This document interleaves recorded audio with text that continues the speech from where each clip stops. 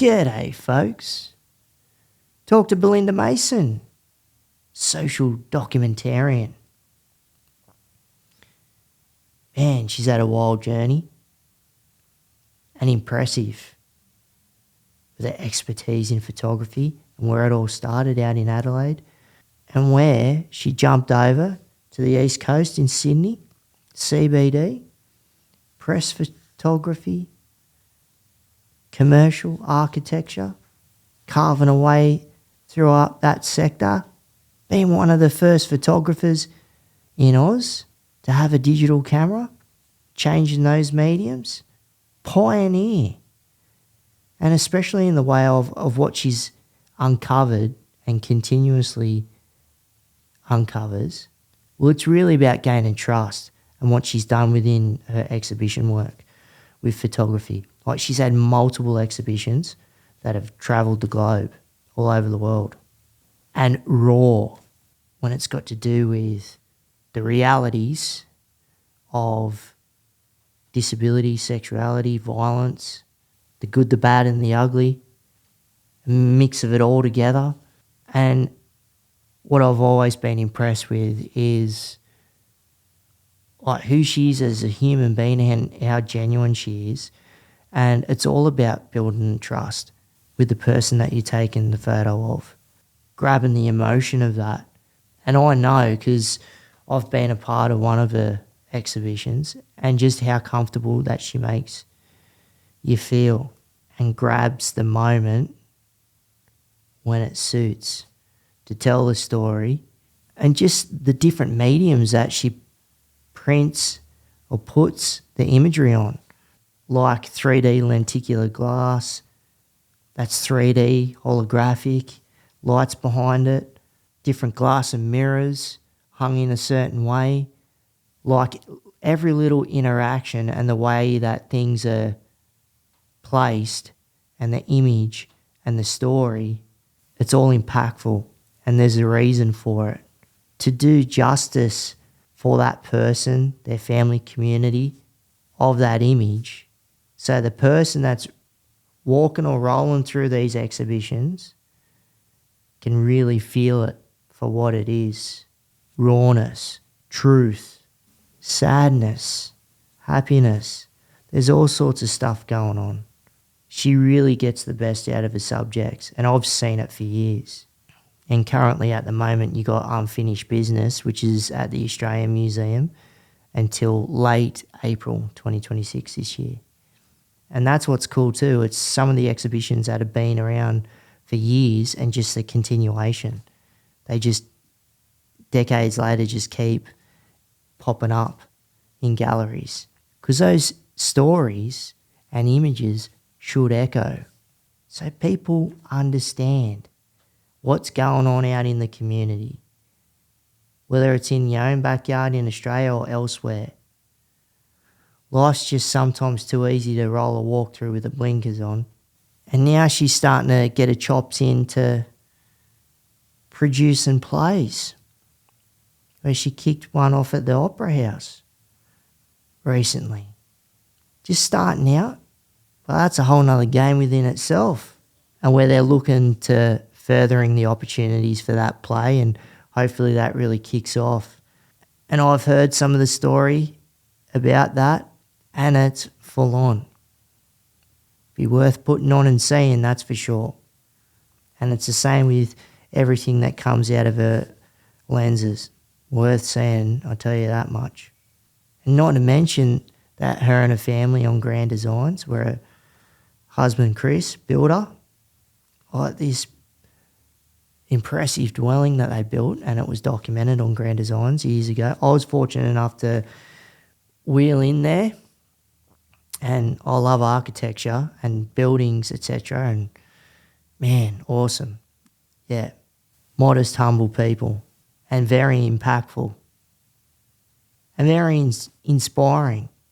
Love the yarn. Solid work, Belinda.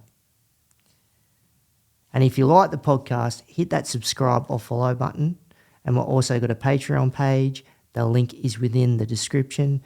So if you want to follow the squad and become a patron, that'd be great. I want to thank our sponsors, Culture Connects, a disability service provider operating in all states and territories, predominantly underneath the NDIS, the National Disability Insurance Scheme, with the majority of the operation up and down the east coast of Australia, with a broad workforce of disability support workers working in and around complex intensity supports and standard intensity supports, with registered nursing, support coordination, levels 1, 2 and 3, psychosocial recovery coaching, the bricks and mortar, SDA, specialised disability accommodation, 24/7 support, SIL, supported independent living, ILO, individualised living options, hybrid supports, STR, short-term respite, MTA, medium-term accommodation, clinical supports, and consultancy. Doesn't matter the individual's disability, whether it's spinal cord injury, acquired brain injury, MS, Huntington's, cerebral palsy, Friedreich's ataxia, MND, cognitive, intellectual, psychosocial disabilities. There's a broad range of individuals that Culture Connects provides supports to. NDIS and other state and territory-based disability schemes. And I'm proud of what they do because I've lived and breathed it as a co-founder and co-owner of Culture Connects. So if you or other individuals you know need supports, reach out and see how we can best support you, because we don't take it lightly when we're supporting a lot of vulnerable individuals out in the community. I want to thank our sponsors, Permobil Australia, the greatest electric wheelchairs in the land. Wouldn't be sitting in anything else but these 4 wheels right here, and they've got great assistive tech also. So righto, let's get into it.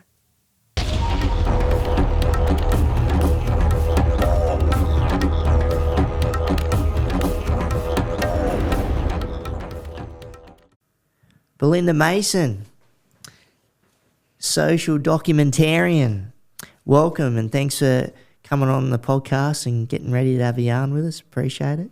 Oh, my pleasure. My pleasure. It's good to see you again.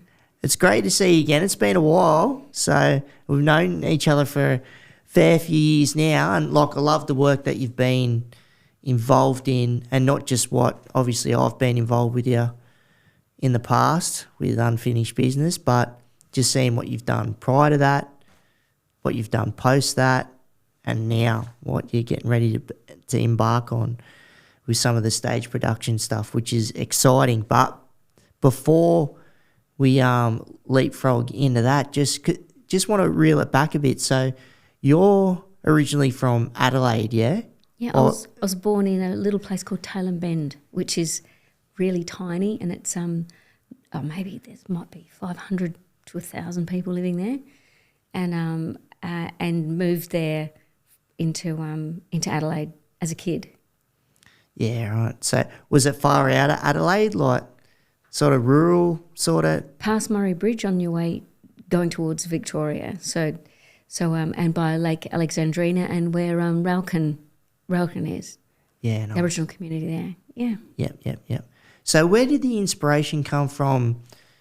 Because you're well known for your photography, and not just photography when it comes to videography and some of the social justice issues in and around that, and some of the raw stuff that you jump into. And that's what I love. Like, you're willing to really expose things for what they are and the intersectionalities of that. But where did that inspiration sprout from? Was that like when you were living out where you're originally from, or when you're in Adelaide? Like, when did you first sort of pick up the camera and just sort of delve into that world and just go, this is for me, this is what I'm about and what I want to explore and open?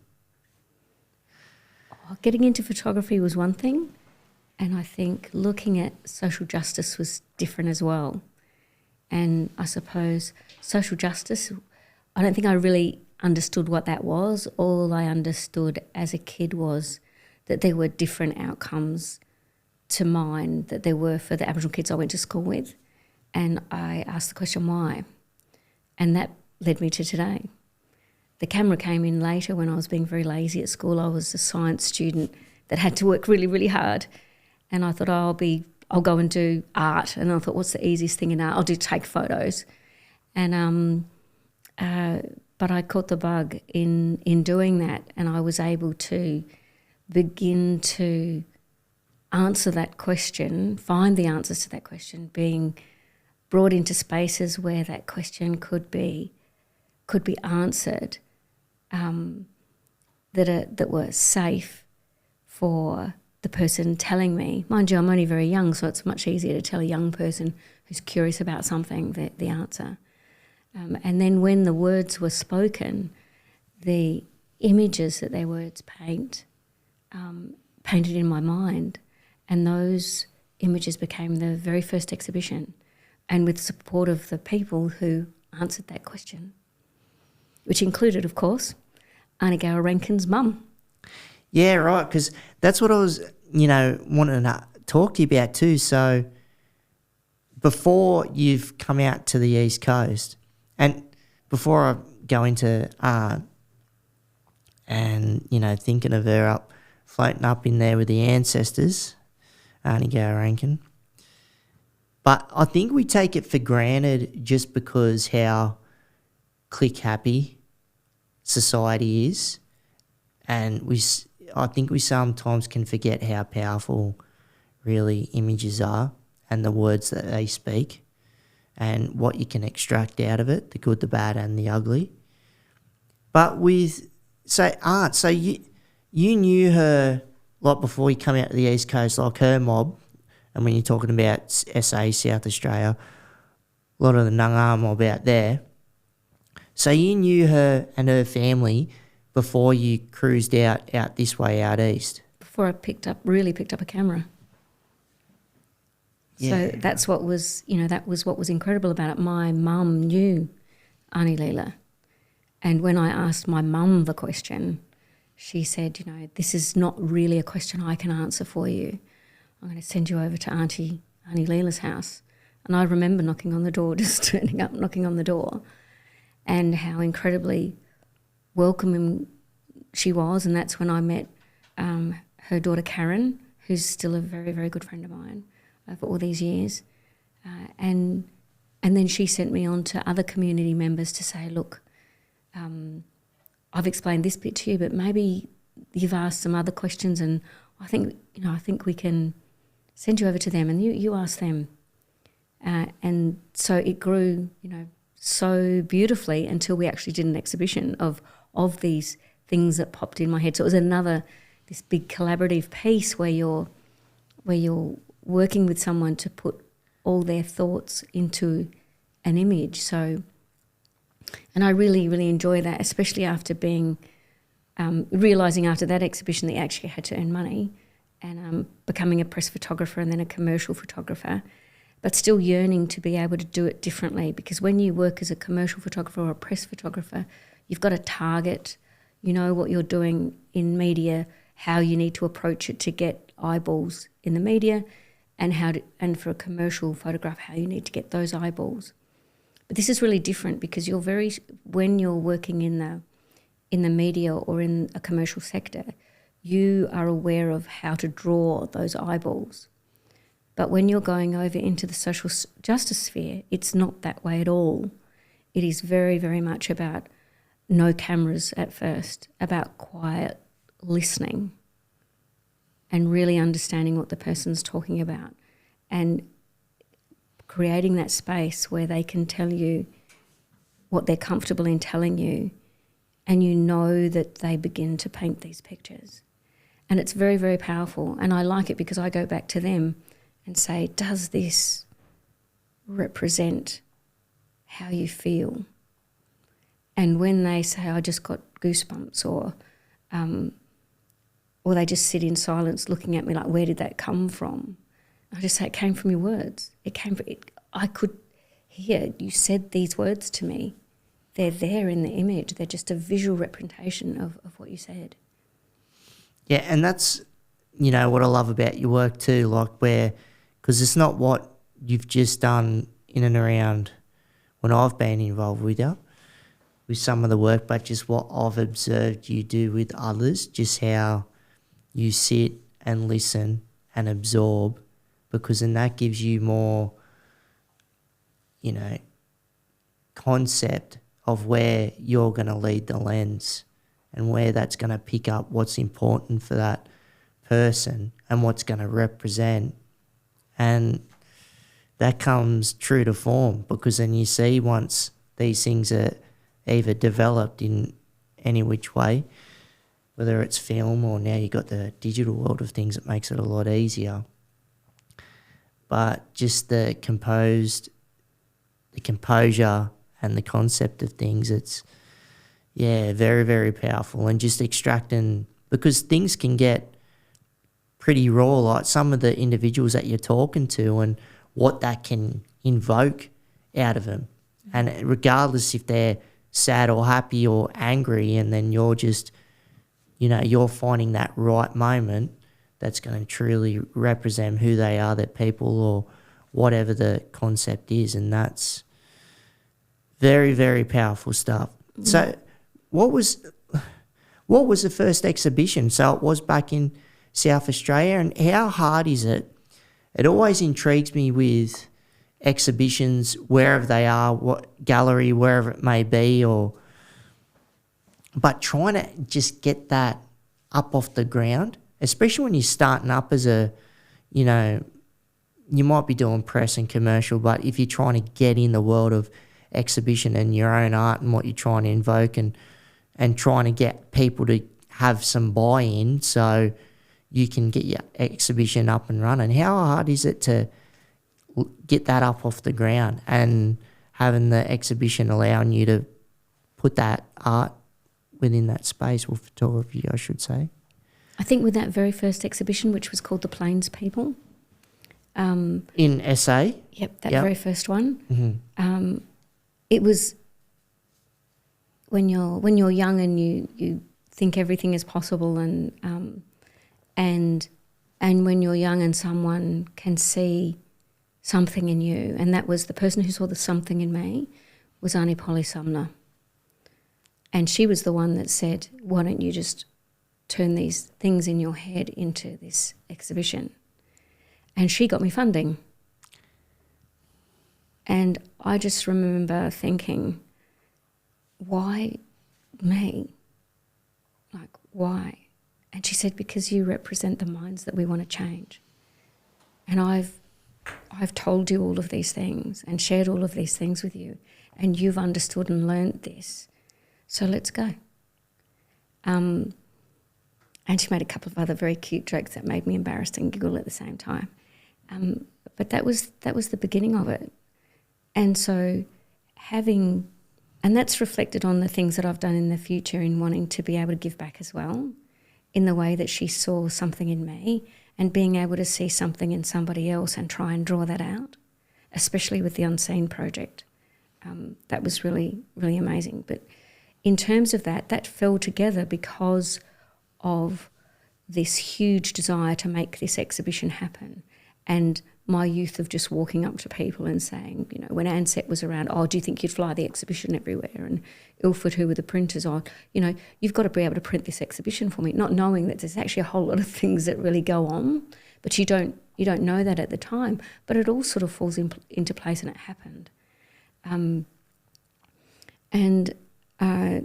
Because I didn't grow up in a very wealthy background, or we didn't really have a lot of money. I had a scholarship to a private school, which was such a huge contrast of the world I grew up in and this very, very different world.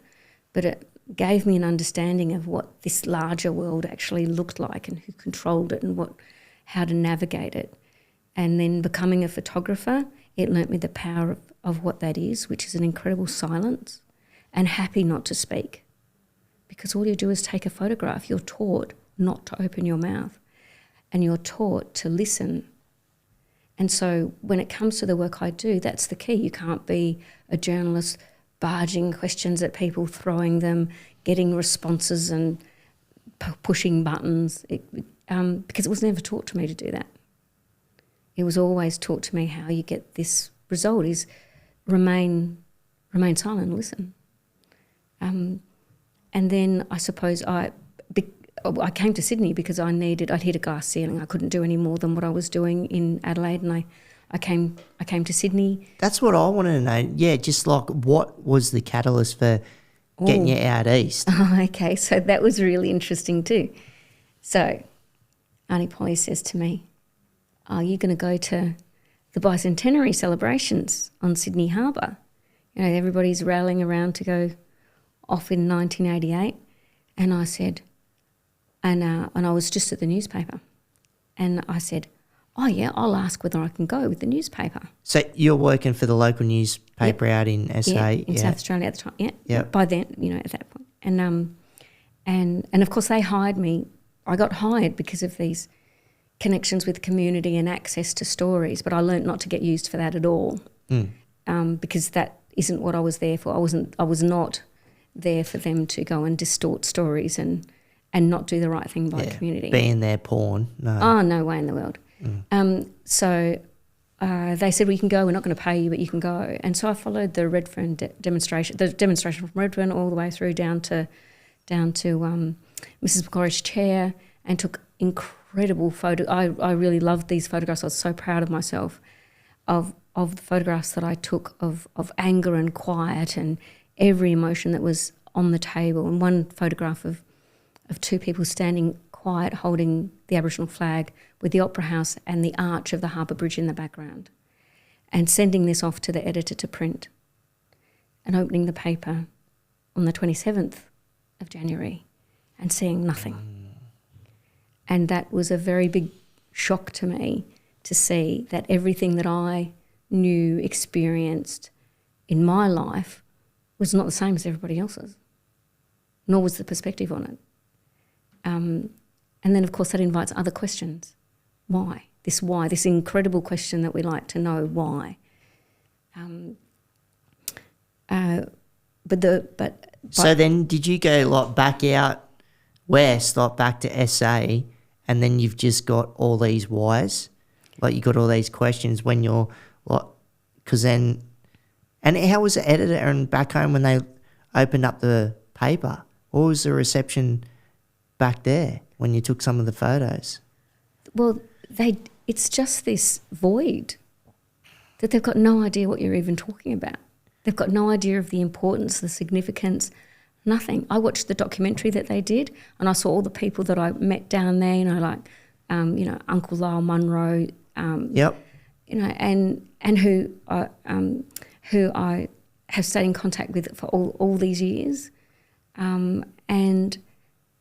just an amazing family.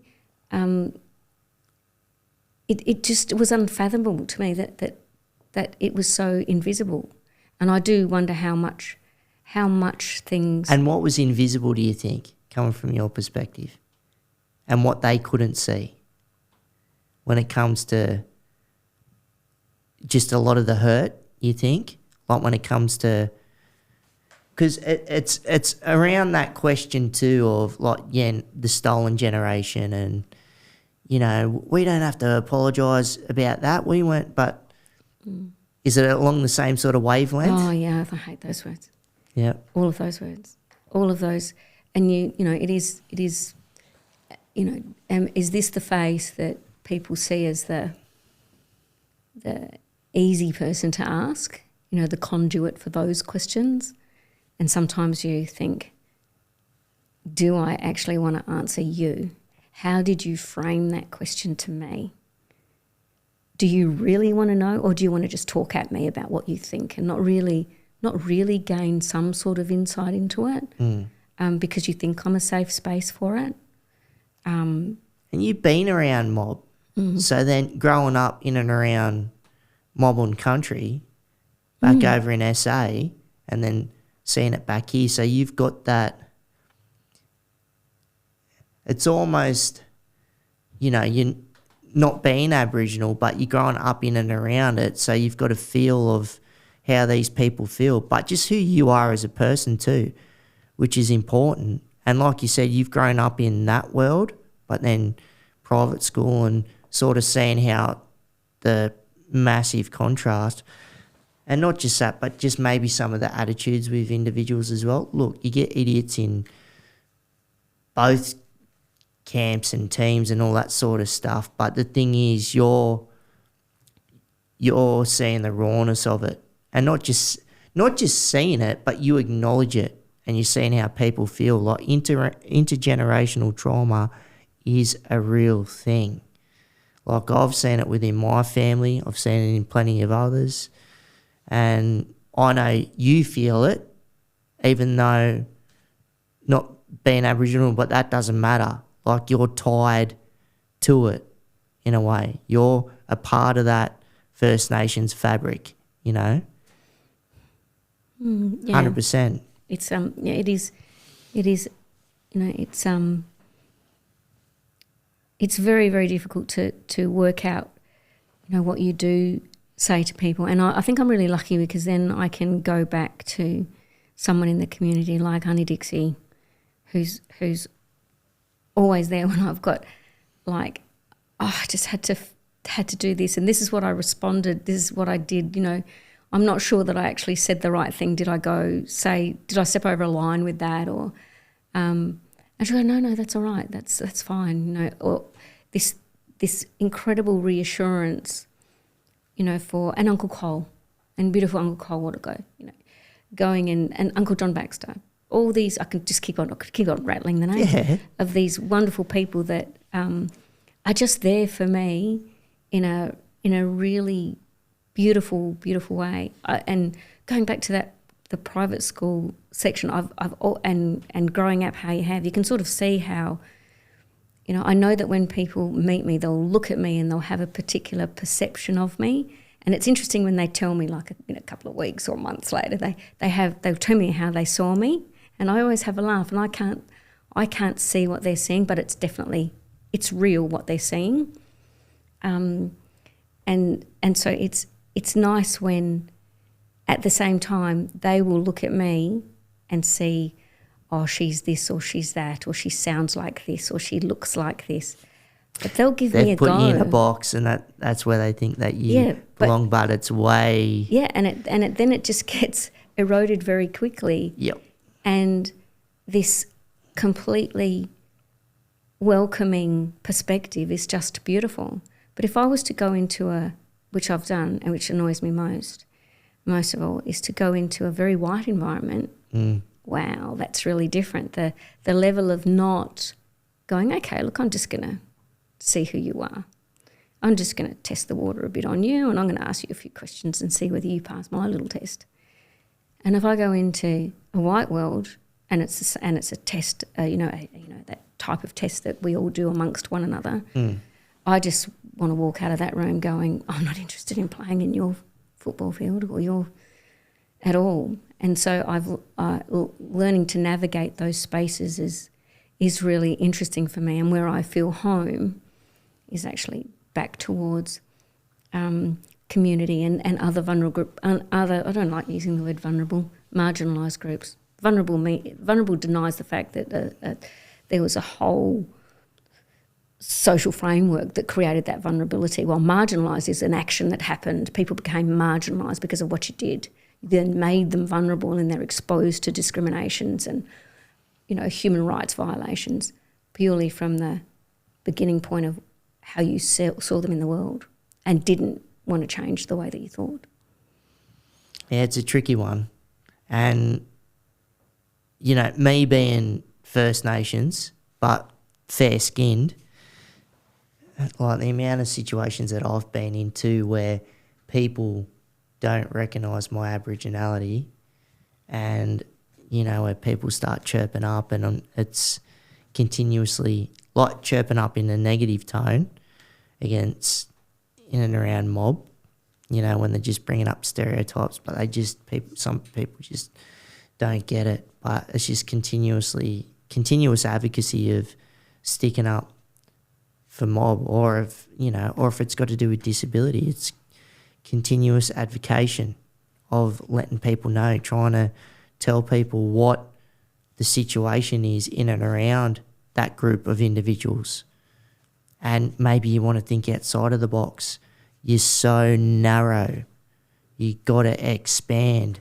You can't go through life with the blinkers on, and too many people are like that, you know, or they drink the Kool-Aid and just, you know, they're stuck there. But it's good when you do get through to people and you can talk to people about the intersectionality, or there's nuances to life, you know. It's not just like this, and it's like, oh, and it's like, yeah, well, maybe you want to think about that a little bit longer before you open your mouth sometimes. You know, people are just quick to pull the trigger, and it's even worse these days with social media and everything else going on in the news. But so I get a really interesting, question, which is, don't you get, oh, look, just don't talk anymore. I can't hear these horrible stories and I sort of look at them and I'm thinking in my head, well, these are things that happen to people. And how do you deal with it? What do you do? What's your self-care? How do you manage it? And none of what I hear impacts on me in a way that is negative. The voices that impact me is the one that spoke those words. Because I can see how much work there is to do if you are sitting there asking me how I do it and you're not asking what happened in that person's life. There is nothing that's said to me that ever bothers me. I watch people tell you the most horrific story that they can. I remember one young woman telling me about, she relayed the story of her child being murdered in front of her, and she could have been talking about it as if she was making a cake and giving me the ingredients. And it's pretty heavy. Yeah. And it's heavy. It's a really heavy story, but being able to sit with her through that story, accept that she can say it like a cake, and then listen to her cry about the smallest thing of this story, which would be not the event, but it's his birthday on Tuesday and he would be this old, and then she'll cry. But she's managed to go through the trauma of this event and then talk about something. I actually saw her just 2 weeks ago, and to see her growth and where she is in the world now, and to watch that over the last, so I've known her for 11 years now, and to see these changes. So it's wonderful. It's really, really, really amazing to see her grow from having an opportunity to share her story, feel heard, to feel the strength to grow and take action to reclaim her life and where she's sitting. And that doesn't mean that she becomes somebody really famous. It just means within herself, she's found who she is. Yeah. Anyway, that's she's an amazing. I mean, there's so many amazing women. So there are these really, really tough stories. Having that self-recognition. Yeah, yeah, and to see that growth, and to just to be that person who was sitting next to her in a car when we're doing something, and she actually asked me a question. She said, "Oh, I love the necklace that you're wearing," and I said, "Oh, my two sons bought it for me because we lost a child, and it's for me to always remember, and the spirit of the child sits in this necklace." It's a bit hard to talk about. Yeah. And she said, "I know what you mean, I lost a child." And then she told me her story. And again, you've got the difference between two lives. The difference in my life as a white woman and the difference in her life as an Aboriginal woman, and the outcomes that we have. And this is what drives me as well. How do we change these outcomes? How do we educate people when they ask those questions that you think, what rock were you under that you didn't understand this?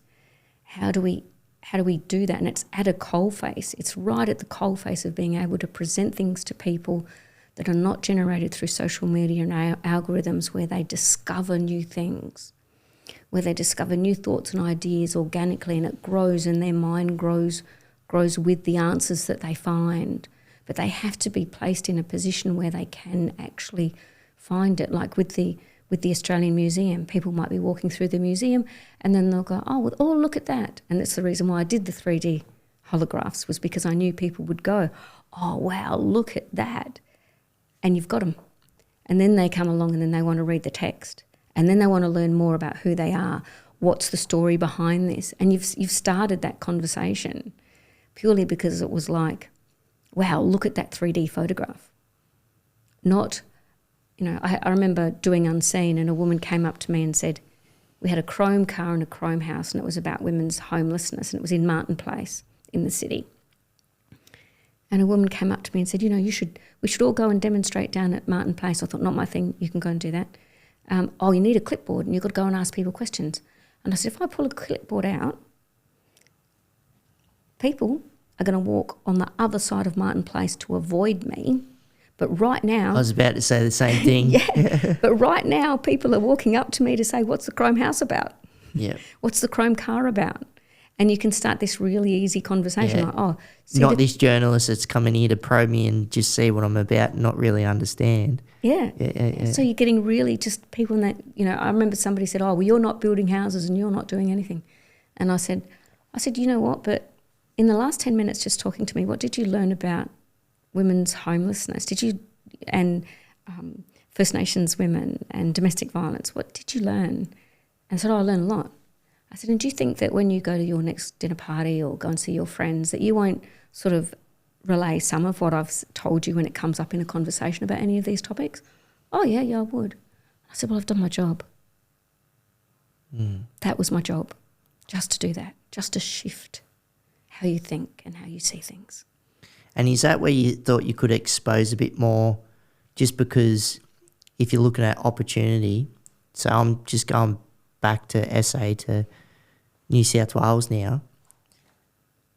So where did that come about? So you've come over and were you on your own? Did you go straight to Sydney, or what's the story there when you come over here? And was it more press photography and then commercial, sort of getting that going, but still trying to do the advocacy and some of the social justice work that you were doing, like in the background? And because that'd be a hard balance there too, because when you're an individual, you're coming over and obviously you got to work, get paid and look after yourself, provide a roof over your head, but you want to expose these truths at the same time. And was that a tricky balance when you first come over to Sydney?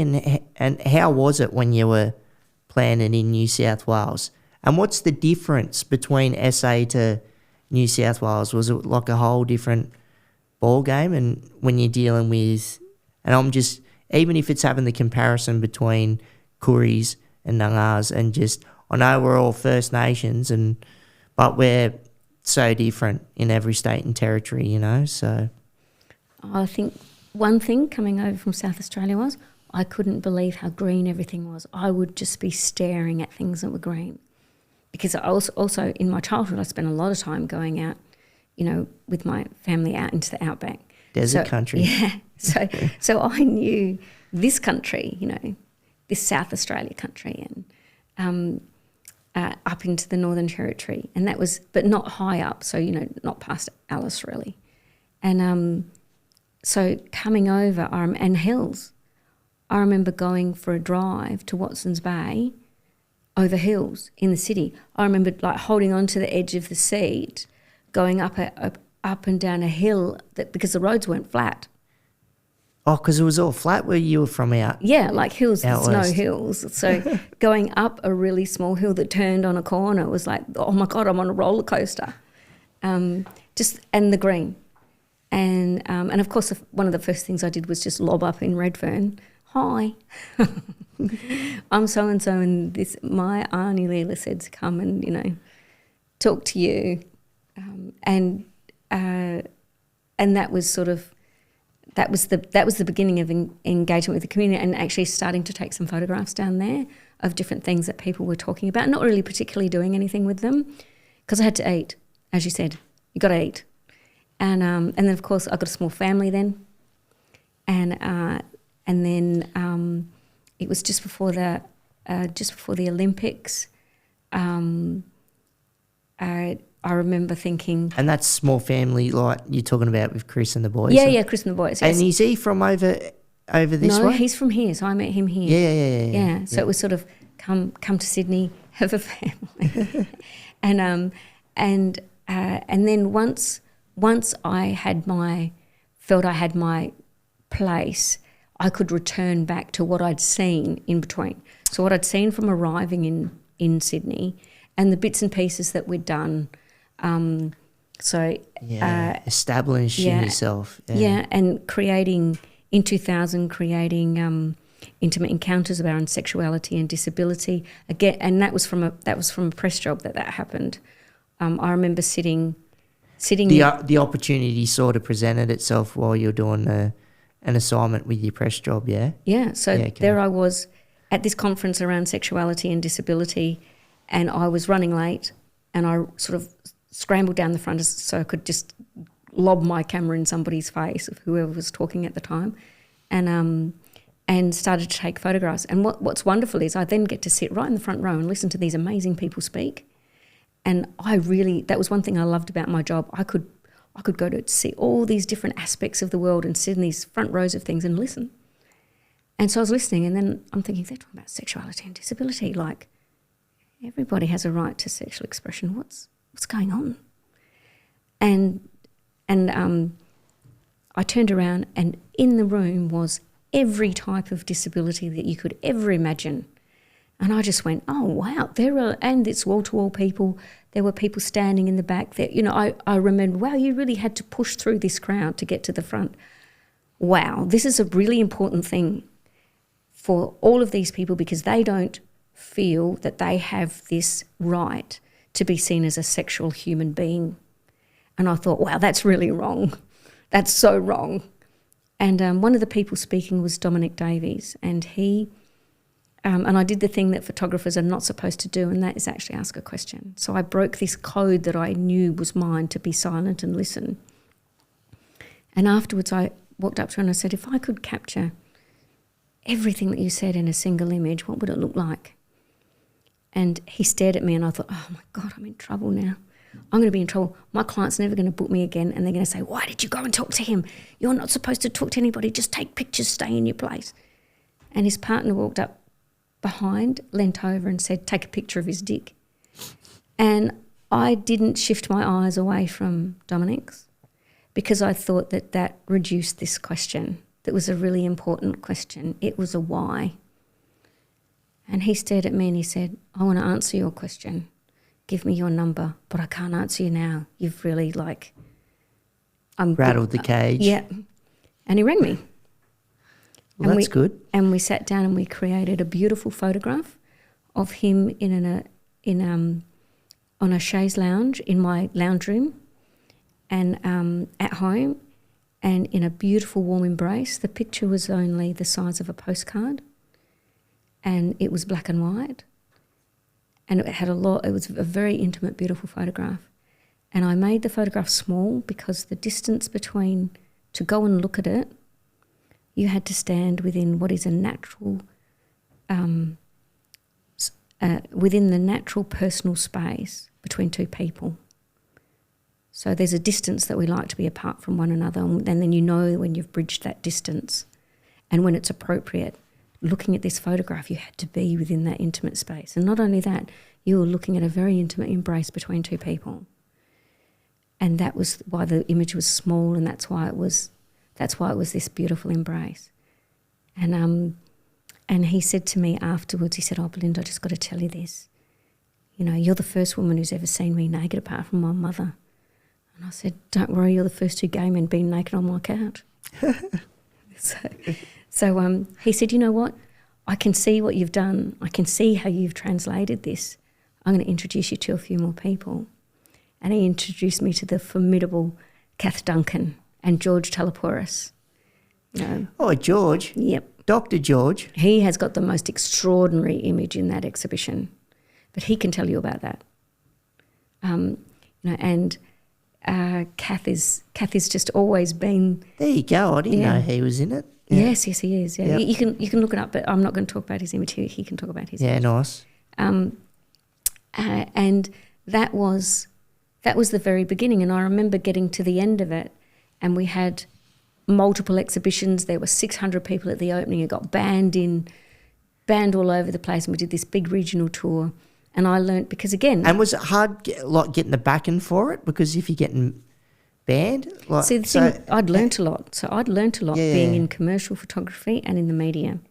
So I was learning in the process of how to put this together to make it happen. But for me, so I had that, but what I had was the people in the exhibition who believed in it, who really believed in it. It doesn't exist without their belief, without their wanting to be with it, without them wanting to push it along. So Carolyn Bowditch, who was Little Devil in it, she says, I'm just going off to Victorian Arts Council, can't remember the exact name of what it's called, but anyway, I'm going over there, we're going to do a regional tour of it. Are you happy with that? I went, yeah, sure. And I said, well, I don't need to come along. You're spread all over Australia. Kath, will you do the education kit that goes with the exhibition, and let's do it. So it turned into a state tour, to a Visions Australia tour. It toured for 14 years, went to 33 galleries, went to London, the Museum of Sex in New York. It's still held in London. It's been to Toronto, Japan, New Zealand. There's a copy of the work in New Zealand. And it's all run by the people in it. They're the people who've made it activate and happen. And that's the way it should be. My job was done in putting it together and creating the stories. And it's a tool for their advocacy for these rights.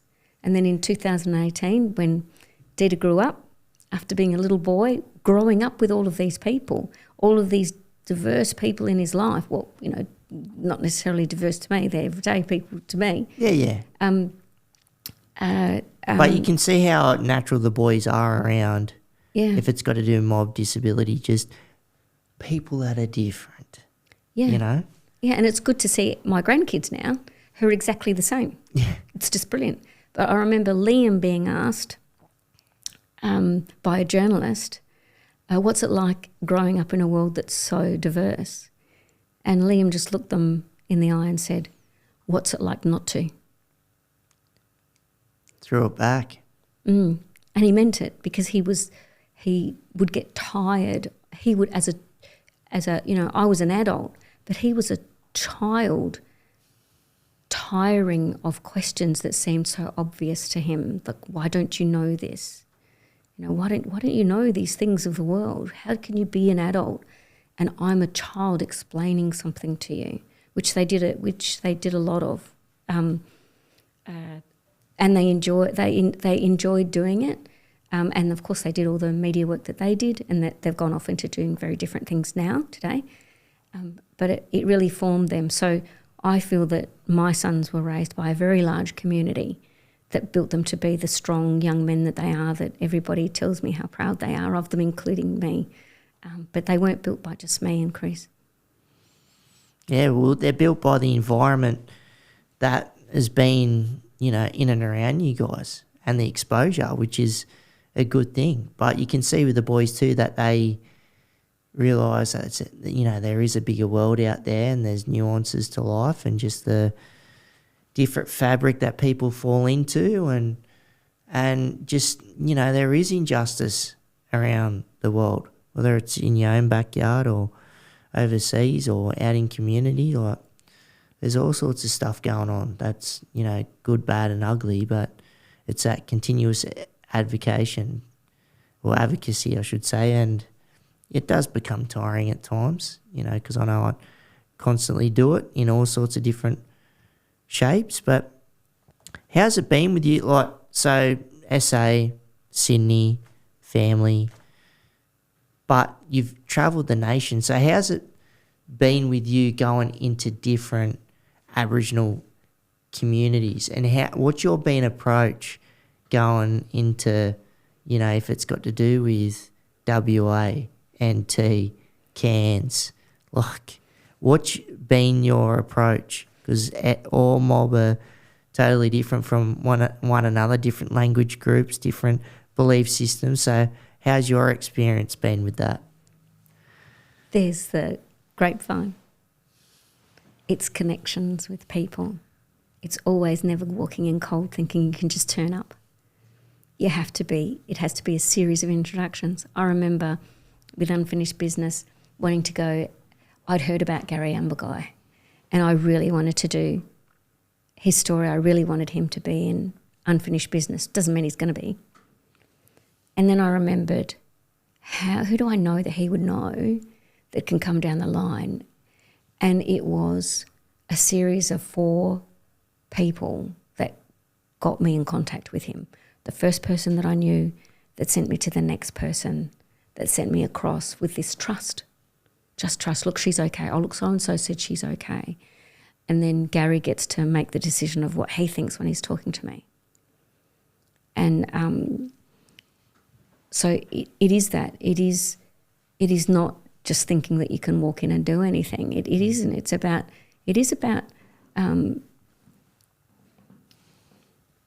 about just that community connection and understanding the diversity of communities as well, that not every community is the same. They've had completely different experiences, but there's a thread that lies absolutely across all communities. And respect for all of that, respect for the diversity within communities and the diversity of people. Yeah. Yeah, because you can see that trust and it reflects in the work that you've done across the country, whatever the exhibition may be, and the amount of, if it is First Nations related.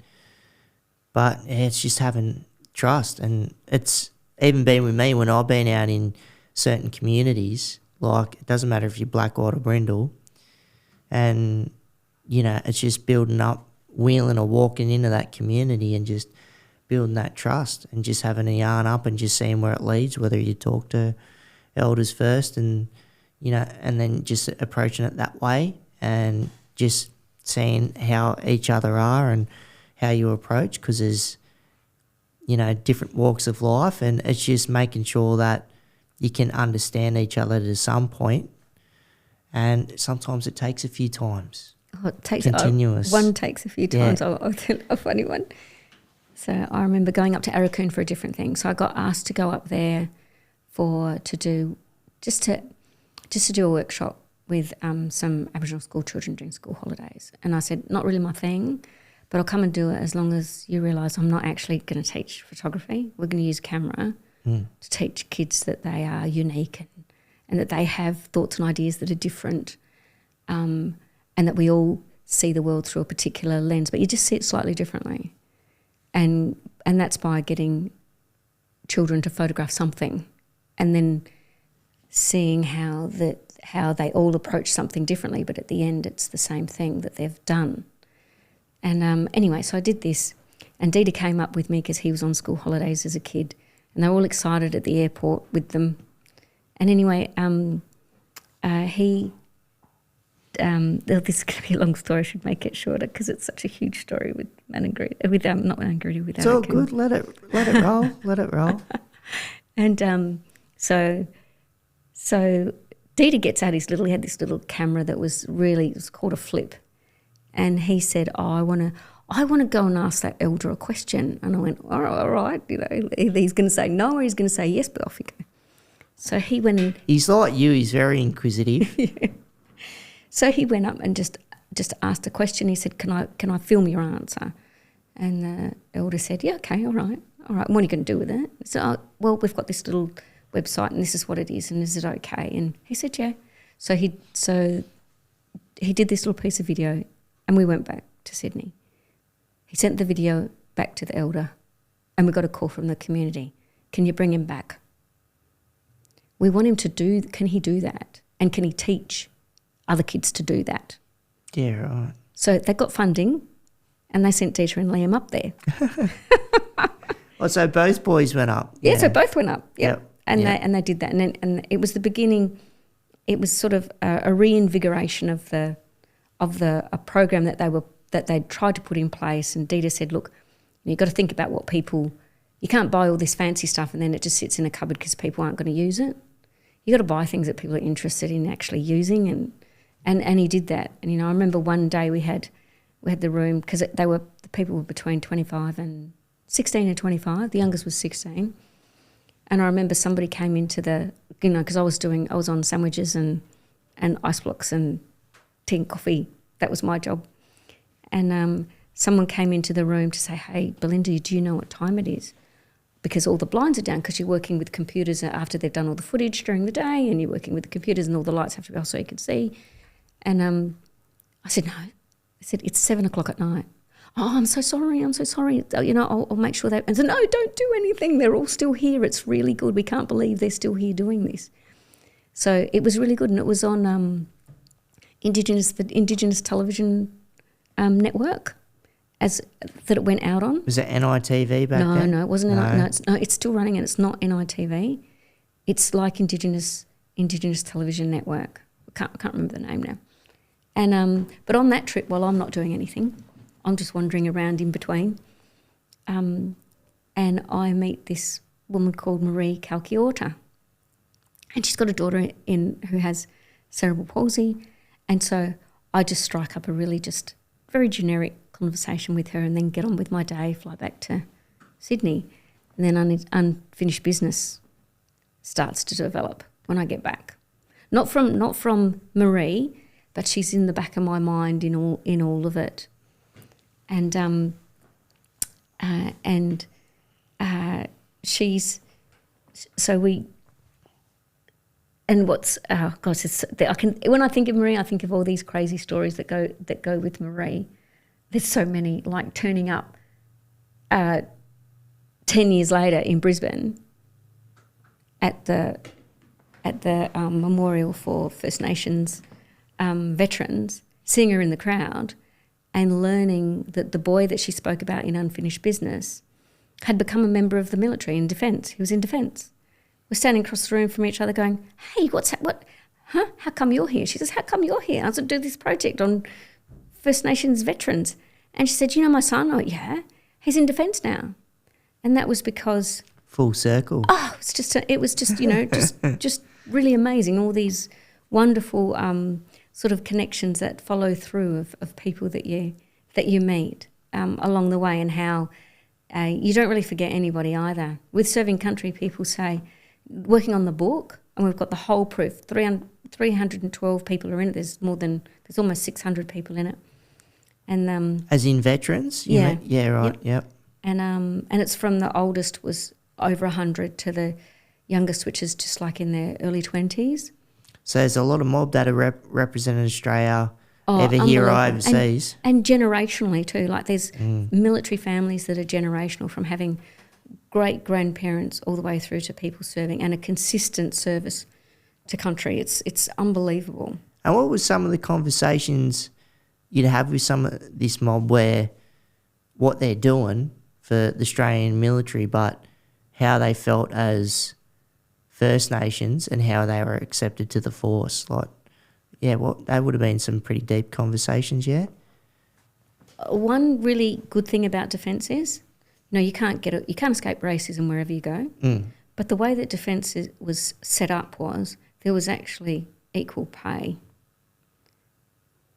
It all fell apart when people came back and went into civilian life. That's when the reality of racism hits hardest and strongest, because I remember saying to Uncle James Maimai, who's been in some very big conflict zones, and saying, how did you know what to do?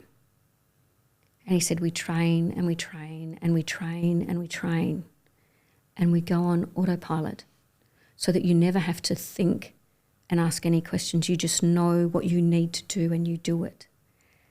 And we have to rely on one another. And they always talked about that it wasn't anything to do about, it was never anything to do about the colour of your skin or where you came from ever, because it was, you were holding each other up.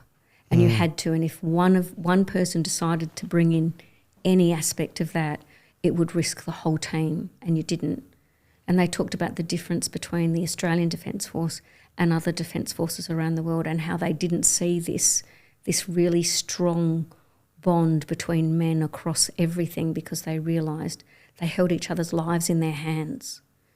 And it's pretty serious stuff. Yeah, it is. It's really moving to hear them talk about that.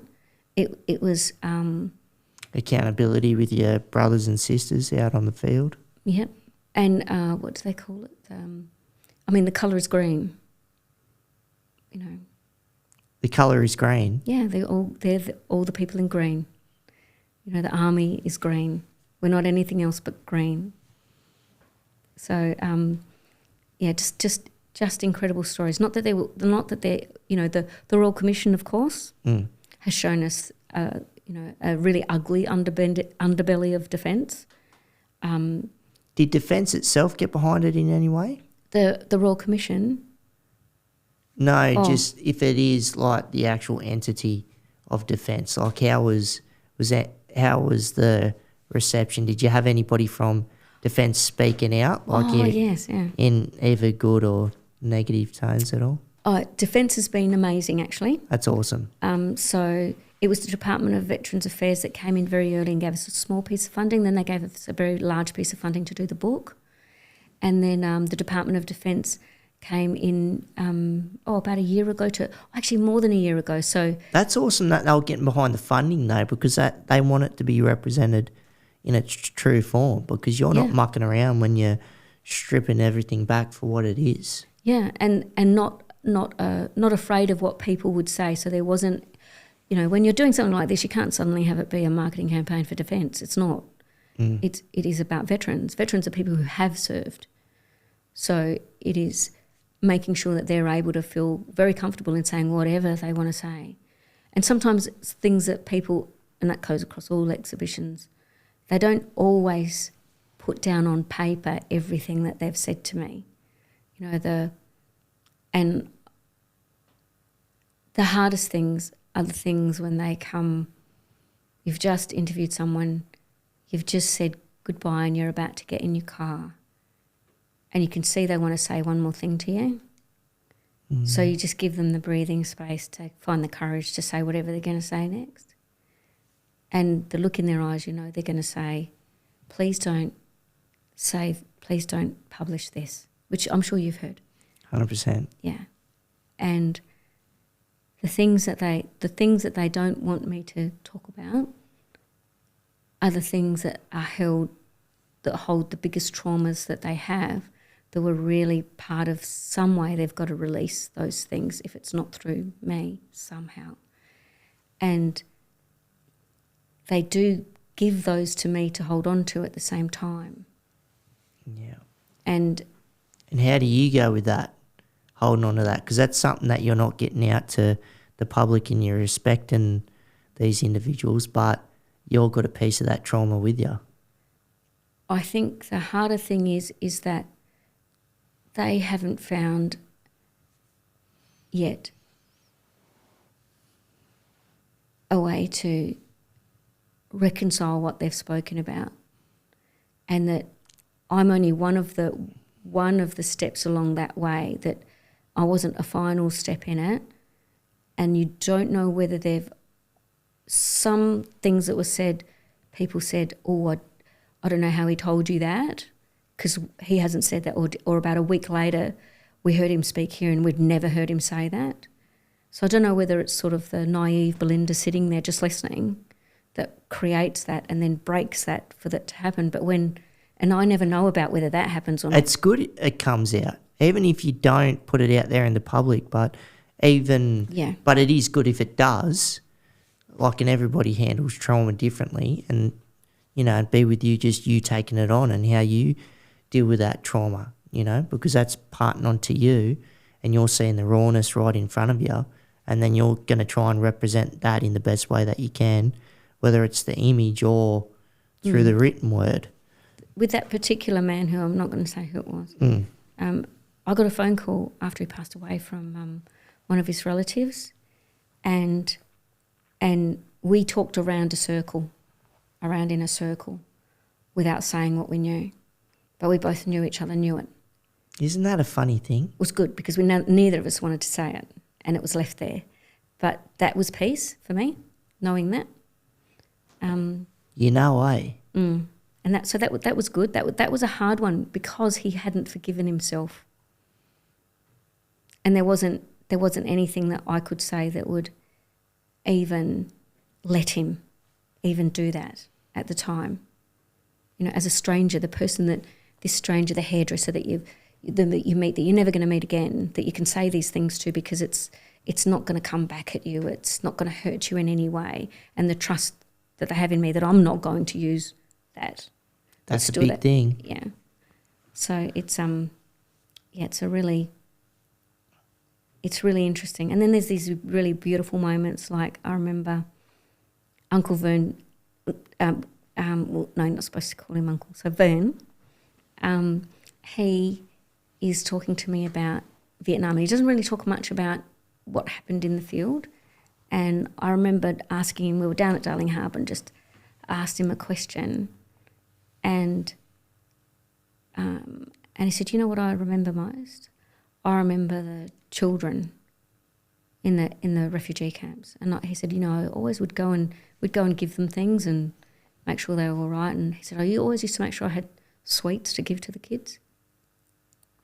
And he started to, a little tear just ran down his face. And Vern, I know I can say this, so it's all right, because this part's our story of it. And this little tear came down, and then I just started to have these quiet tears just run down my face. And he goes, oh, Bub, it's all right. And I said, no, there's actually a bit more to this for me.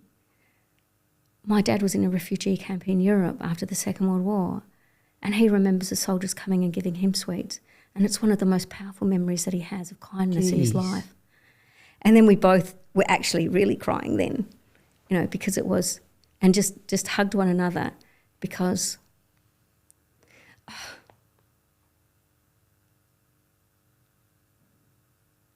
I got to say thank you from one of those little kids to him through my dad of how much that memory is held of that kindness.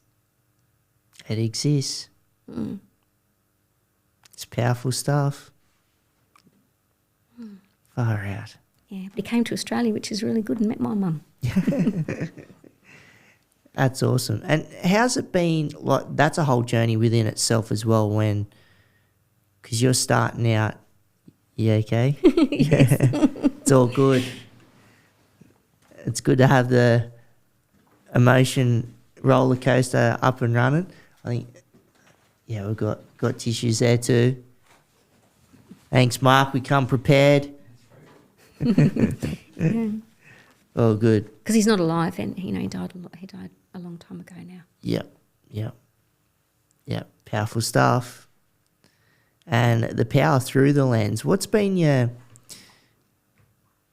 because you see the transitions, and I've seen it. I grew up in and around it, going from film, when it's got to do with your more analogue systems and, you know, the dark room and developing and all that sort of stuff. And then it's boom, these digital cameras start coming in, and the different pace and how you represent through the glass still, but different mediums.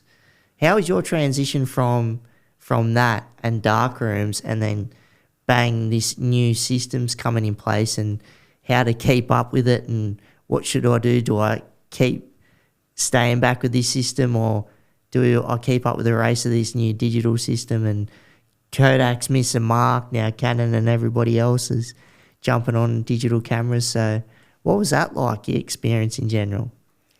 Well, that was really interesting for me because I hated the darkroom passionately.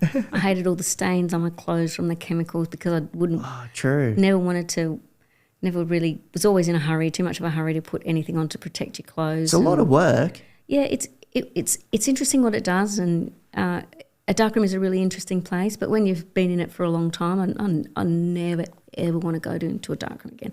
When it's all this resurgence of, you know, of photography, and no, thank you. So I was one of the first digital photographers in Australia. There were 3 of us. A guy in Perth, and a guy in Melbourne. Meldrum was his name.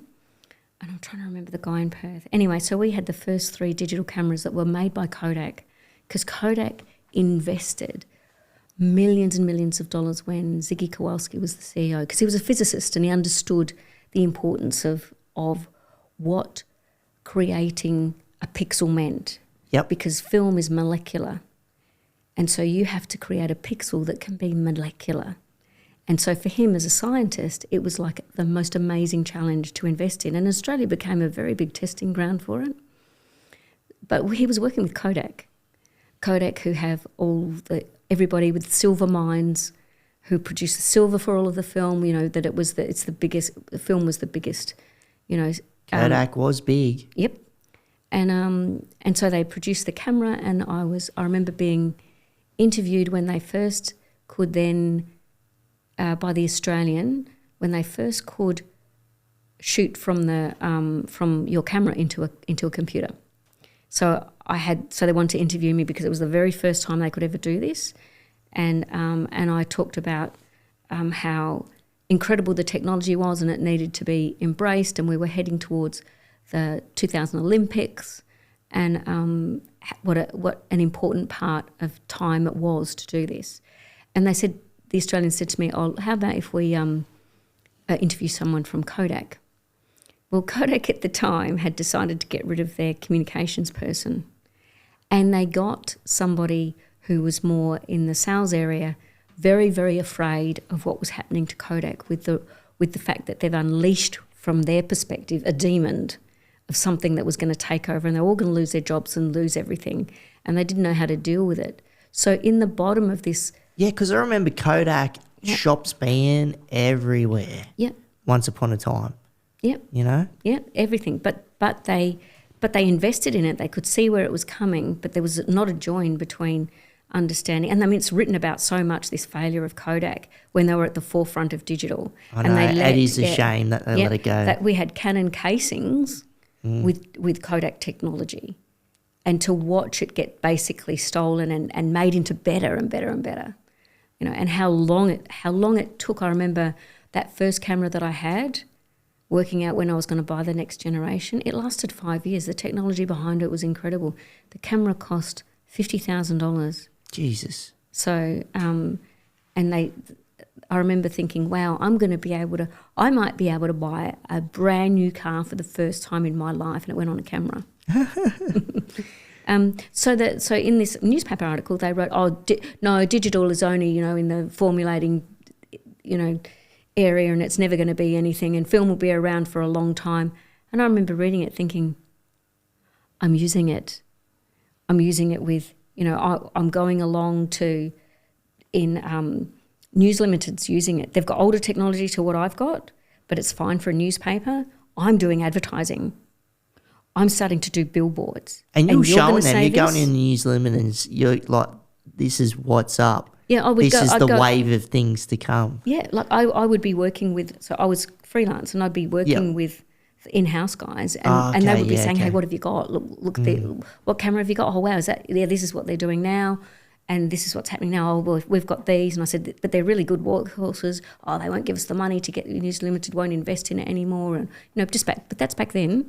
But it changed. News Limited, yeah. Mr. Murdoch, they're not short of a coin. No, but for what they were doing. Yep.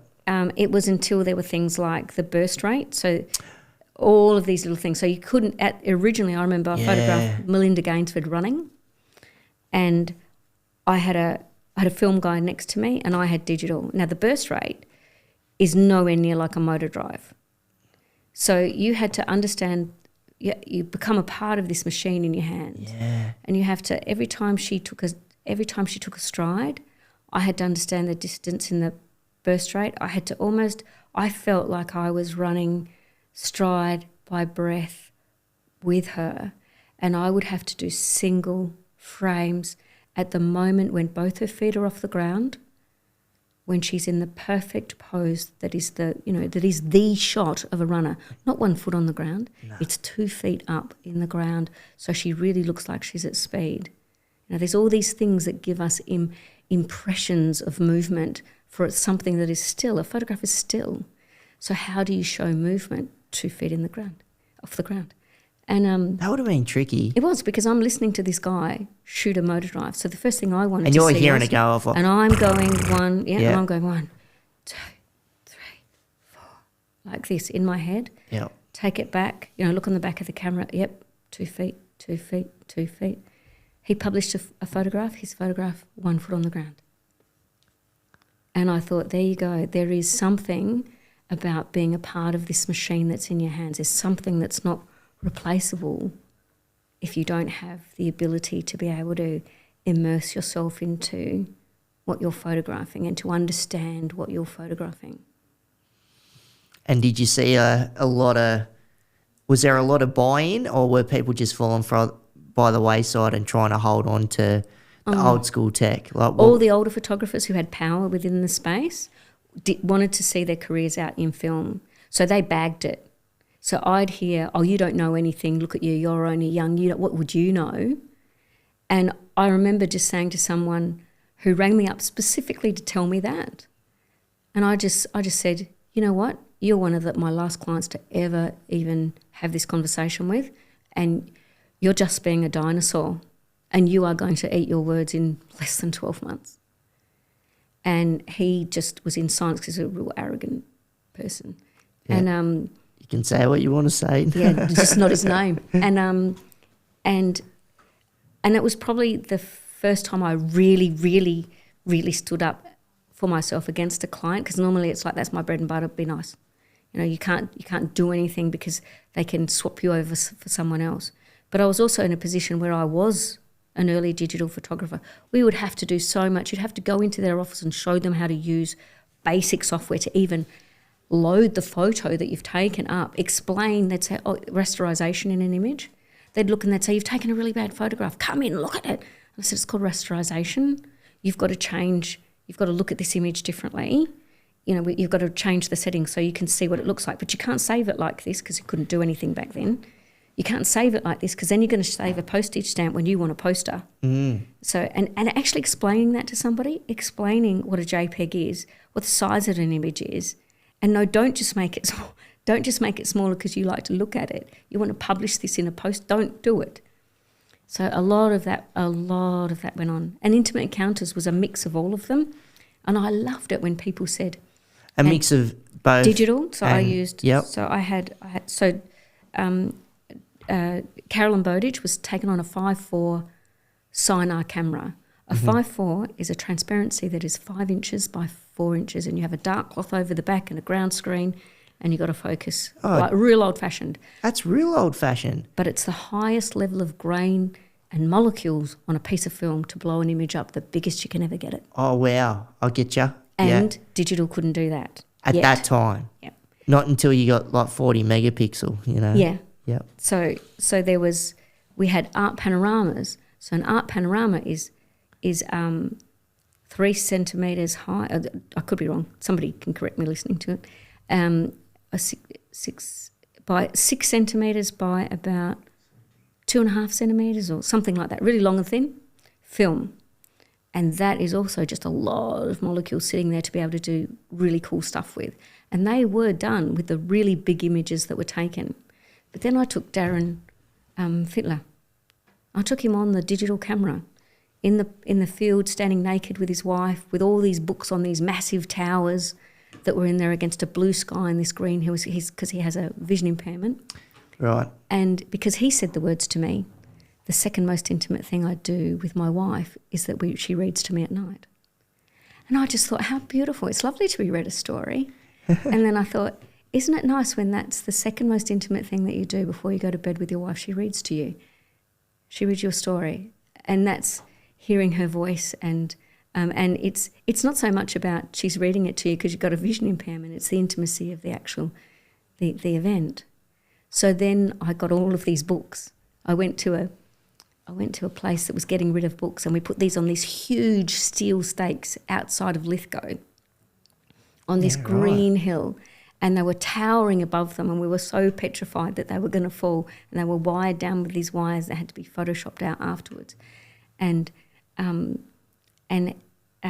we had to turn her back because she's such a beautiful girl that we knew that if she was facing the camera, everybody just stare at her. So she's got her back to the camera and he's full frontal in the image. And naked. It's full frontal naked. Yeah. And no shame, get it out, yeah, son. yeah. It's I can't see it, so it's okay. Yeah. And so so it was really, so all these incredible sort of stories that come out of these exhibitions, and yeah.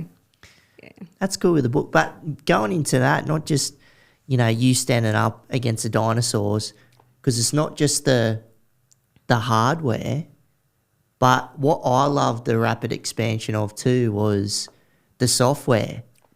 When you're looking at Adobe and you're looking at whether it's Photoshop and then later come Lightroom and all the rest of it, and then you got Premiere, which I use a bit when it's got to do with the video base, but I remember even getting introduced to Adobe and the power of that and being blown away what you could do post-photo and get that out. Mm. Yeah. So did you have anybody reach out to you? Like when you've got, one of the first cameras within Oz and you're doing your work, did you have any of the manufacturers or anybody sort of talking about your work or anything around the hardware, or they were just purely looking at the work that was coming out of your lens? And was there any sort of reach out in regards to that?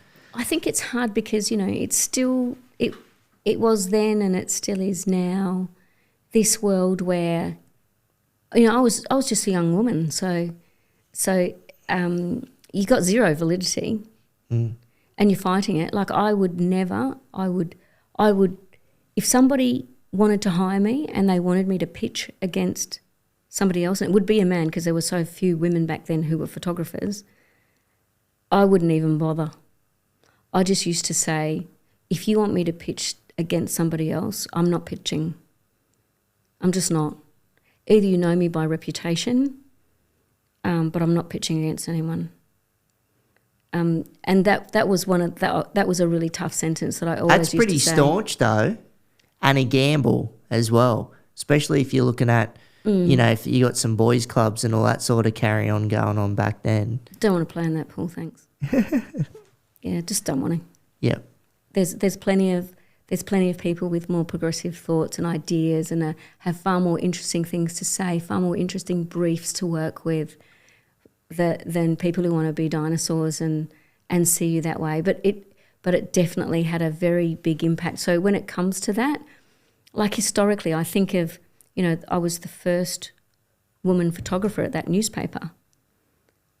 So, but you sort of get written out of history. It's very easy when you are a silent witness to the world to be written out of history, along with the people that I photograph, whose stories go into cyberspace, get spoken about, talked about, without their permission, without their emotions and feelings of why they did it.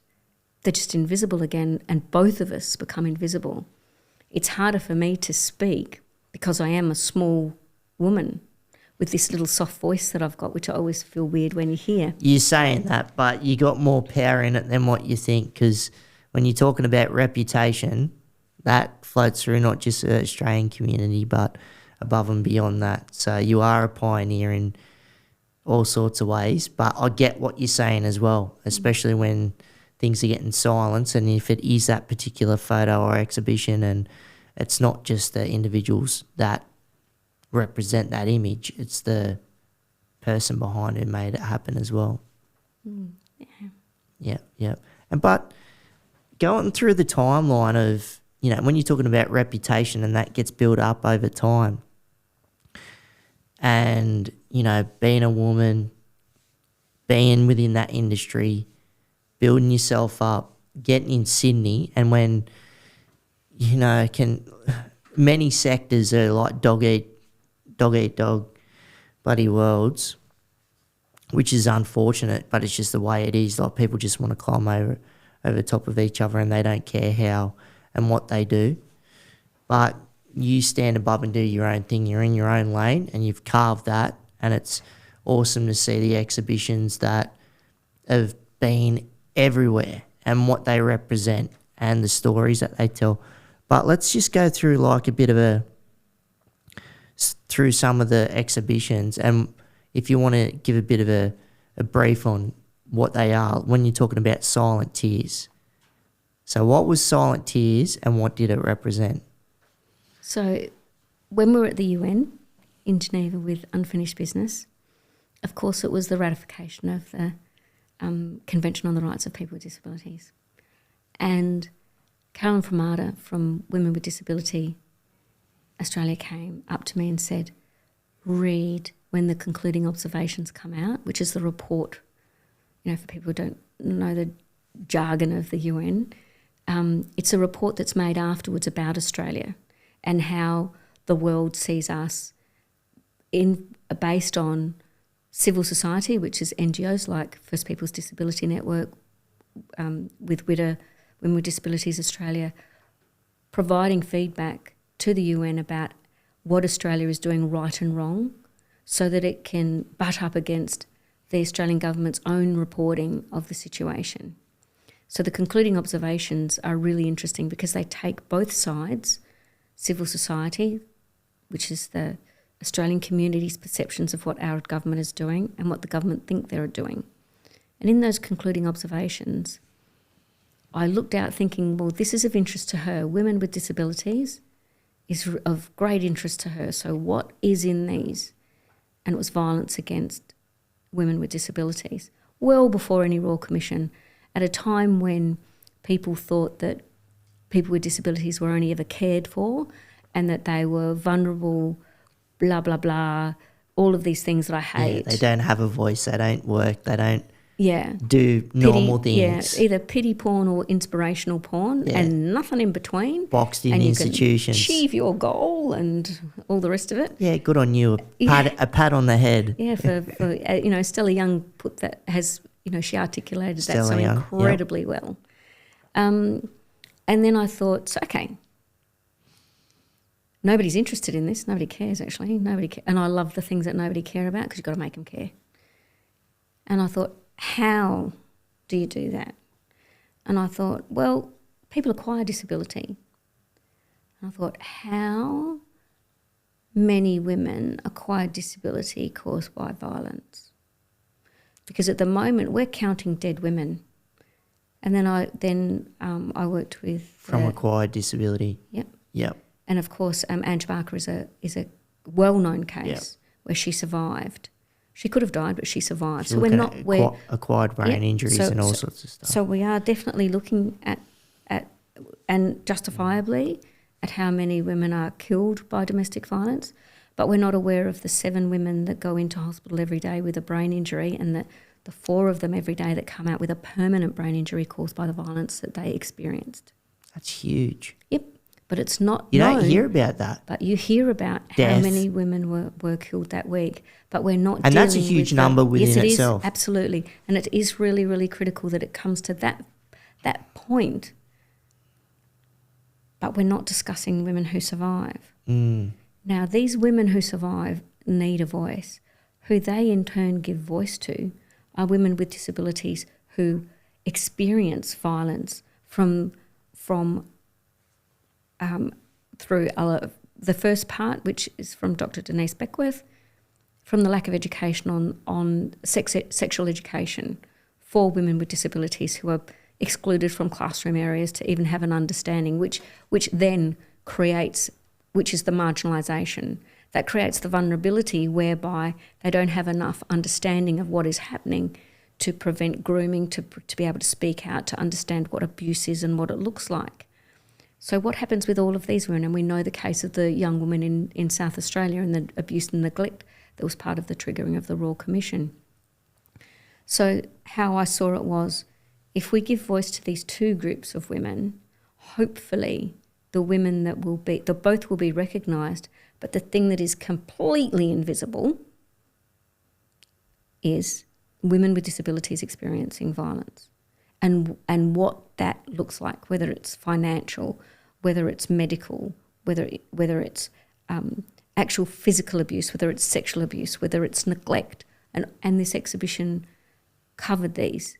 It was the first exhibition that I did where the images weren't different, where all of the women were photographed behind a piece of glass or into a mirror or into a piece of perspex, and the perspex was covered with, sprayed with water, so it was covered in little water droplets, and they were photographed through it. And the water represented the moment they arrived at when they couldn't cry any more tears, when there were no more tears left inside, and the moment that they had a decision to make, to warning about what I'm about to say, choose to end their life, choose to go back to violence, or leave. And they're the only three options in front of them. And that's the moment. And then it is what they did next. And for the women that I photographed for this, they were the women who said, what am I going to do next? I need to get out. And they were the women that I photographed, the ones who left the violence and navigated a way out. Not the women who remained, because they are sitting in trauma, and that is not a space that I belong in. And the women who chose to end their lives, I cannot do anything about that except acknowledge that this was a choice that they made. And it's also something that's not seen as well, that choice, to see that as an only option, which is a case of in Unseen, Evie, who's in Unseen. The reason that she chose to leave a violent relationship was because the day her grandmother walked in front of a train to kill herself to escape hers. And how did I know that? Because I asked her, what was the necklace around your neck? This is a different woman. It's not the same woman who, I'm not going to say her name, the first one that I spoke about the necklace I was wearing. Evie was wearing a necklace, and it was so pretty. And I said, oh, where's the necklace from? And then she told the story. And I was there obviously photographing her for her experience as a woman with disability, her experience of domestic violence. And she's in Unseen, she's not in Silent Tears. So Silent Tears became a national program covering, and Carolyn said, the other piece of advice she gave me was, read the definition of violence, what it actually means. And I read it, and I read how she wrote about it, and I thought, yes, that it needs to explore what violence means, because I already know to explore the diversity of disability, that disability is not a homogenised experience or group of people, that there is this incredible diversity, that within a single experience of a particular type of violence, we all have different responses. So you're seeing this huge diversity across. There was a huge diversity of women, whether they were First Nations women, whether they were Anglo-Australian women, whether they were called women. And I got a call from a woman at the UN who said, I've heard you're doing this project. I saw it when you took it I know that you're taking it across to the UN. We'd like you to come to the UN in Geneva and speak about it to the Committee on the Rights of People with Disabilities. And so I said, okay, but I'm taking Denise. I'm not a woman with disability. I can't go. So Denise and I are going to go together. And she said, good. So we presented at the UN the stories and Dita's incredible video that we did with the women, sharing their stories, giving them voice. That's powerful stuff. Yeah, actually saying these stories, like the first story of the young woman who told her story about her son being murdered in front of her. These incredible stories. And it just turned into a global project. And we had, with the support of an international charity, Denise and I and Dita travelled to 17 countries in 18 months to produce it again for the UN in 2018. What we saw, the experiences of women who acquire disability caused by violence and women with disabilities who experience violence, there were very few stories that we heard that were not in Australia. They had different frameworks around it, with trafficked women, trafficked girls, deaf girls in... It happens a lot. Yep. trafficking. It's insane. Trafficking of deaf women, they don't have the capacity to call out to say help. Oh, God. You know, we had translators, the amount of translators we had to actually tell the story. And the sad thing was that the translators were men. So these women were with me in a room with two sets of translators that were men telling me their story through them. And to watch a deaf woman shout. My husband was with me in that. He came along on that one because a lot of the images, because they were shot through this glass, I need a lot of actual assistance in doing that, and Dita needed also to be able to do his work.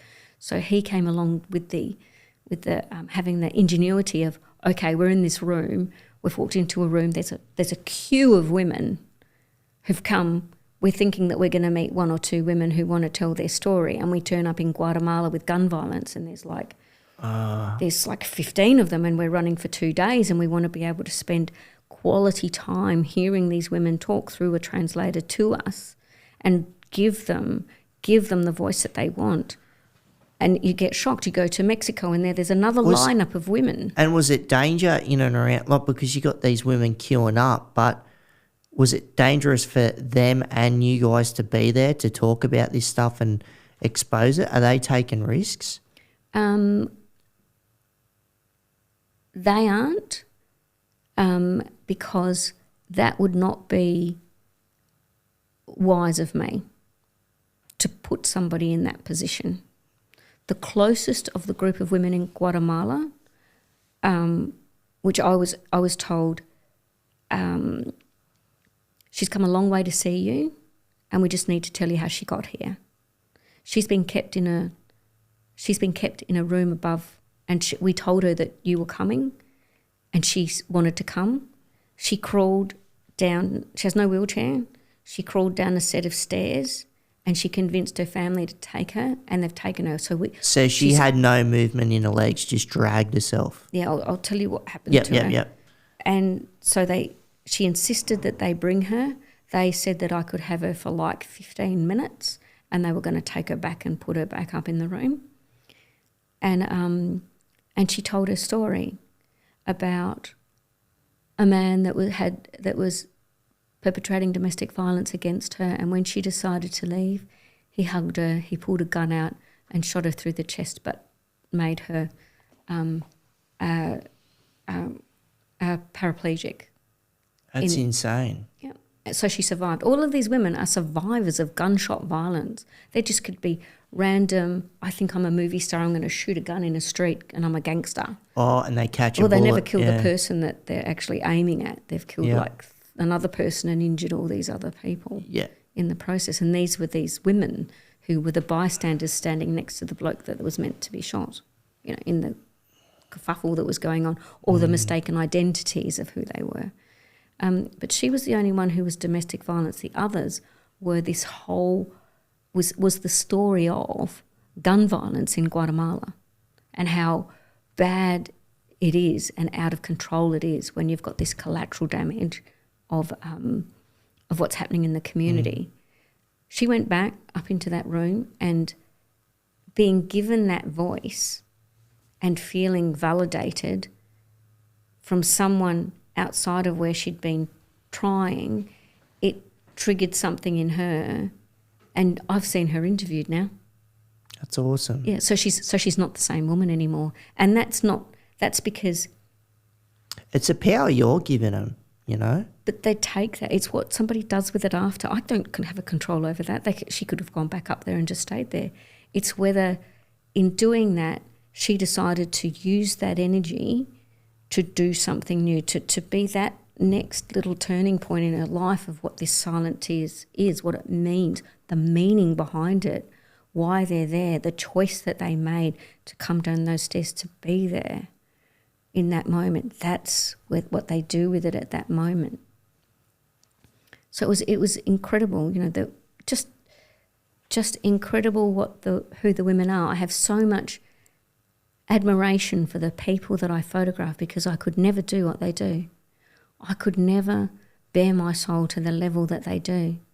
Shame, you know, everything of what people think you are and what goes on in your life that you don't want to tell people about. That leaves a mystery, doesn't it? It's not very good to say that. No, yeah. But how was the mental load on yourself, Denise and Dita? Like, you got like a 2-year project longer and piling all that on. I know you guys are doing the best and what you do when it's got to do with the photography and documentation and all that sort of stuff, videography and all that. But how was it just over time, just taking all of that on? It's not them. It's when you've collated it and you put it together and you go and see someone and someone says to you, I really look at these incredible faces behind all of this. I could touch them. They were all suspended, so you had to walk through these women. So first off, Denise took all the documentary photographs. So you see these women just in their normal everyday thing, whatever they're doing. They're watching their kid jump on a trampoline or cooking in a kitchen or reading a book. And underneath is the actual story. So again, like Unfinished Business, they're attracted by the familiar. And then when they read, they hear this difference. With Silent Tears, they walked from the room with the documentary photographs into the room that had these suspended images that they had to walk through, these stills on clear perspex where you're looking through somebody, this invisibility of the people around you when you don't know what's behind closed doors.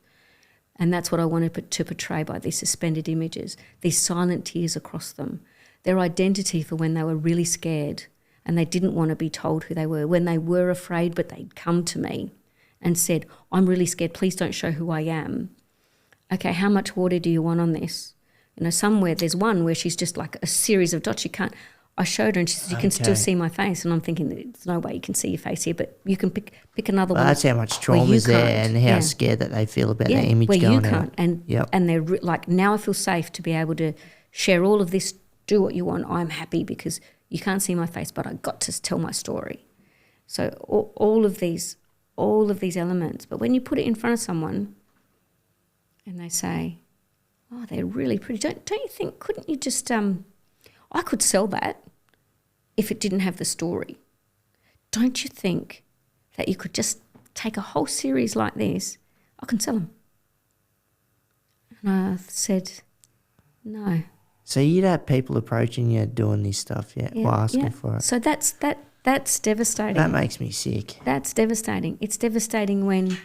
It's a holistic thing. It's not just on the images and making a quick buck off it. Like No, not at all, because I don't even sell them. So Yeah. But I'm talking about the other people talking to you about it, you know? Yeah. Or having conversations like people are data. Oh, that really irritates me as well. Give me an example. Do you know that? And I'm thinking, oh, really? Really? Is that where you're going to tell me that? You think you've just seen this and you think I don't know that? Or I know and I can talk and I'm going to talk about this and I'm going to do this. And I say, hey, where'd you get your information from? Where'd you collect all this data from? Oh, because I did this research and I interviewed all of these women. I said, did you give them the research and did you let them say the data that you collected from them? Because they got the story. I said, every policy that ever affected them, they know. Just let them speak. They can do it. You don't need to do it. I don't need to do it. I did my job. Let them speak. And Unseen was the one where I could really do it. It was awesome. So I was learning to do it. I learned to do it along the way from black on white. I learned the power of that it was possible, because people would say, oh, they don't want to hear anything. They just want to look at the photograph. They're going to interpret it the way they want. No, we don't want the person's story next to it. We don't want to hear what you're going to say. We will interpret it. And that was the world. That was the art world. Now when I look at it, 26 years later, and you see major text next to images, I fought so hard. I fought and got criticised and pushed aside, and don't be loud, you're doing this, it doesn't matter, let people assess it. And what did it was one particular person who hosted an exhibition of my work. I sat in the gallery with Dita and Liam, and people walked past some of the images and they started to giggle. And Dita and Liam were little boys and they were disgusted.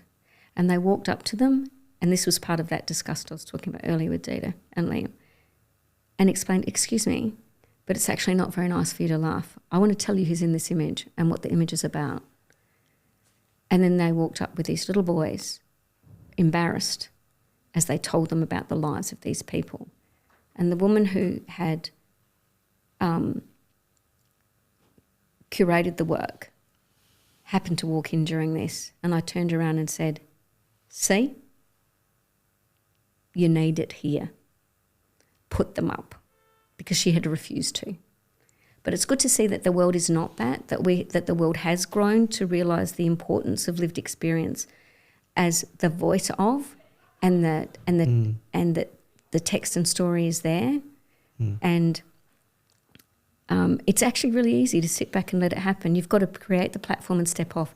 It took me a long time to realise how to, if I'm not on that platform, how do you make sure that who you think's going to take the place, which is lived experience, does, and that somebody else doesn't jump on it. And that was the conversation with, you really did all that, so what gives you the right to, that doesn't give you the right to speak.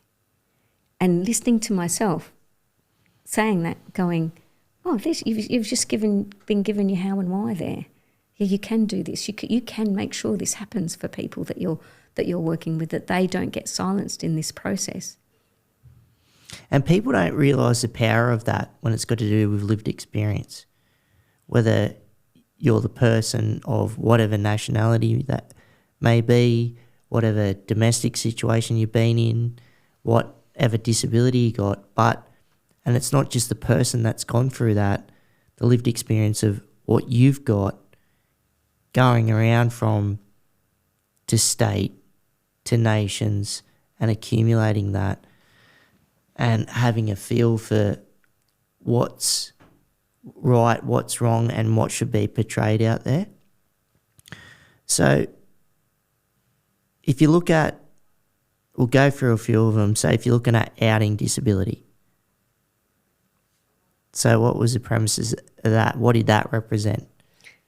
That one is really interesting because it came because Intimate Encounters was really diverse, a diverse range of people with disabilities, and outing disability is very specific. It's about people with disability who are LGBTQI A+, and it was Family Planning New South Wales that came to me about 2002. So just after Intimate Encounters was finished and was touring, and said, we'd really, really like to do this project about LGBTQI people with disability. And I said, wow, that's amazing. So you had the state government approach you to ask? No, Rob Hardy. Right. And I had an amazing individual who now, who then handed the baton across to Ilin, who now, I mean, we only talked the other week about what we're doing next with outing disability. And that was back in 2002. Yep. But it took, I think we actually had that first exhibition in 2014. It took that long for the importance of that work to be recognised, to be created, and that's his fight for it. He fought for that. And Dita and Liam and I worked on that in 2014 it launched, and we built on that exhibition a couple of years later. I think it might have been about 2018-19, we introduced more people into the work, and they have an education program with it. So they send it out and about. There's two copies of it, and they use it as an educative tool to have these conversations and how incredible it is. And there's and that doesn't mean that this road suddenly opened up for this exhibition in 2014. There's a lot of things around that exhibition that I can't disclose that are really disheartening in terms of how the topic is managed in our communities. And it's terrible, some of the responses that were made and how well Family Planning New South or the Family Planning Australia so sensitively and carefully negotiated how to ensure the safety of the people in the exhibition and the integrity of the work. That's important, yeah. Tricky one, that one. All of them, really. They're all got their different... It's like differences and what needs to be done, like justice-wise, to get the word out, you know, or just it's. Can I tell you one thing about why I like education? That's what's important. That one. So you've got raindrops on perspex. Yep. This one was on mirrors. Art in Disability was photographed. They were printed on mirrors. Now it was an inkjet print on a mirror. I was going to say, how'd that come about? Yeah. So I wanted it to be on a mirror, just on a mirror, and I wanted it to be a pure reflection. But the first run of them, it didn't. It was this ink sitting on the top of the mirror. So it wasn't flat. It was sort of this, you couldn't really quite see it. And I thought, I don't really like it. But I found, and then I got one printed on a mirror. And then I thought, oh no, it's this other one, this mistake that looks incredible. Because I found myself dodging around trying to see the person and trying to make the face out in the ink because they were huge. They were nearly 2 meters big, these things. Oh, geez, yeah. And I realised that the movement that I was making, this going up and down and back and forward, and the focus point of me seeing myself all the time and then trying to see the ink and seeing myself, this battle I was having was what the viewer needed to have. They needed to see themselves and search and find the answer to the what is behind Art in Disability. They needed this struggle with it. And I think it achieved it by just me dealing with what I thought wasn't going to be the right way to present it, ended up being the most perfect way to present it, to watch people do this. And then they read a little panel that says, yeah, we knew you were going to do it. Look into yourself. See yourself. See yourself in someone in this room is going to be like your brother, your sister, your aunt, your child is in this room. And how you think and feel is a reflection of you, not them. Wow. Trying to find that. That's, it's not just having it in front of you, what you're talking about. It's like it's almost when you're looking at that on the mirror, it's like a battle within itself, like where you're trying to perceive what's going on in front of you, but really what's coming back at you. Where does that all mean in the middle? What do you make of it? Like Unfinished Business. They're 3D holographs. So yeah, they're really cool technology-wise. I really loved the fact that I put so much research into the technical aspect of making them the way they are. And, like I did the... Was that tricky? Yeah, it was. It was the first time I'd ever seen it. 3D lenticular glass. Yeah. So I did the cars that race in Bathurst. What are they called, those cars? The ones go around the racetrack in whatever they are. Are you talking about the V8 supercars in Bathurst? Yeah, yeah, those. Yeah. So I got hired by Sony, because I'm small, to photograph the cars because I could get in them. And I could get in them with a camera. And I could film every piece of the interior, film and photograph the interiors of these cars. They asked me to drive one, so I'm not driving it. I'm not, just because you go and get someone to drive it from there to there, like 100. No, I'm not driving this thing. Did you do it while it was moving? Or? So, no. So I had to, so it was for the Sony PlayStation games. So I really? Yeah. So I photographed the whole thing, and then I had to photograph the outside Gran Turismo. of it. Is that what it was? God, I don't know. Yeah, it would have been. I just enjoyed the challenge of it. Yeah, and then having to basically photograph them. And then they took all of the photographs and they turned them into the game. So, So it was really, really cool because I'd have to photograph. Really, it as a job, it was quite like we need to know the sequence of how fast the car accelerates with the wheels. We need to know the exact intonation of the indicator, how the believe it or not, an indicator. What do you need an indicator on a car like that? But we need all of these things, all of these aspects we've got to get you to photograph. So I did all of that and I thought, okay, great, had this big celebration. Look, we've made the game, great. And I'm at the time in the background looking at the 3D stuff. So I do this one picture and I make a meeting with the guy who's the head of the marketing there. And I said, look, I just want to show you something. At Sony? At Sony, yep. Yep. And I bring in this 3D portrait and I say, look, I really want your professional experience and how I can make it better. And he flopped back in his chair and said to me, how did you do that? And I thought, well, I'm not going to tell you. Because you'll take it and run with it. Oh, I wasn't going to tell anybody how I did it. Yeah. And people ask us, I'm no way, but I can tell you, the one thing I will say is, like anything, there's a lot of science behind how we see 3D. There's a formula, a very, very strict formula, and unfinished business follows that to perfection. Every piece of it enhances and develops that. Now, the reason why it's 3D, because everybody who looked at that picture that I first did put their hand out to touch it. Mm. And it's really a significant human movement to make. And it's what I wanted everybody to do who came to see it, to want to reach out and touch the person who was there. And the intimacy of touch and the intimacy of the emotion that's felt when you want to be closer to somebody else. And they walk away maybe knowing that, maybe not knowing that, maybe thinking, oh, wow, that was really weird when I touched it. Should I touch it in the museum or not?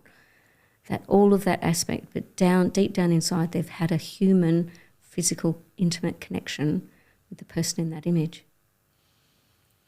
Yeah, it was crazy being a part of that. Just when you took the photos and the whole sequence of it and just seeing you go about it and just how it turned out. Because, it's like I'm sitting on my front porch and, yeah, wait a minute. You go across the road, you start peeling off some of the paper bark off the tree, start laying on, no, it's not going to work, wet it up, and then, yeah, put it on me and, some of the other stuff and it ended up being what it is. And I could not imagine in a million years that it ended up being what it was. So that blew me away.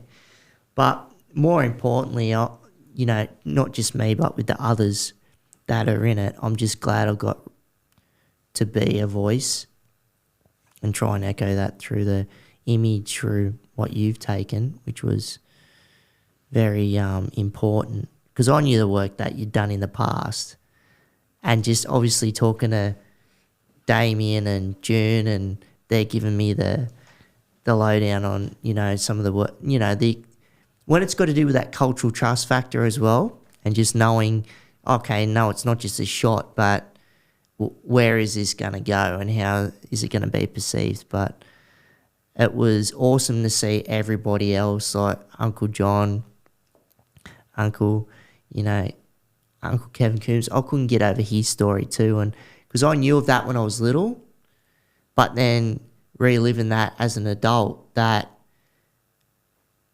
going to the Paralympics, that he wasn't allowed to be an Aboriginal, and because how it was way back then, had to use a bloody British passport, not Australian, because Aboriginals weren't recognised.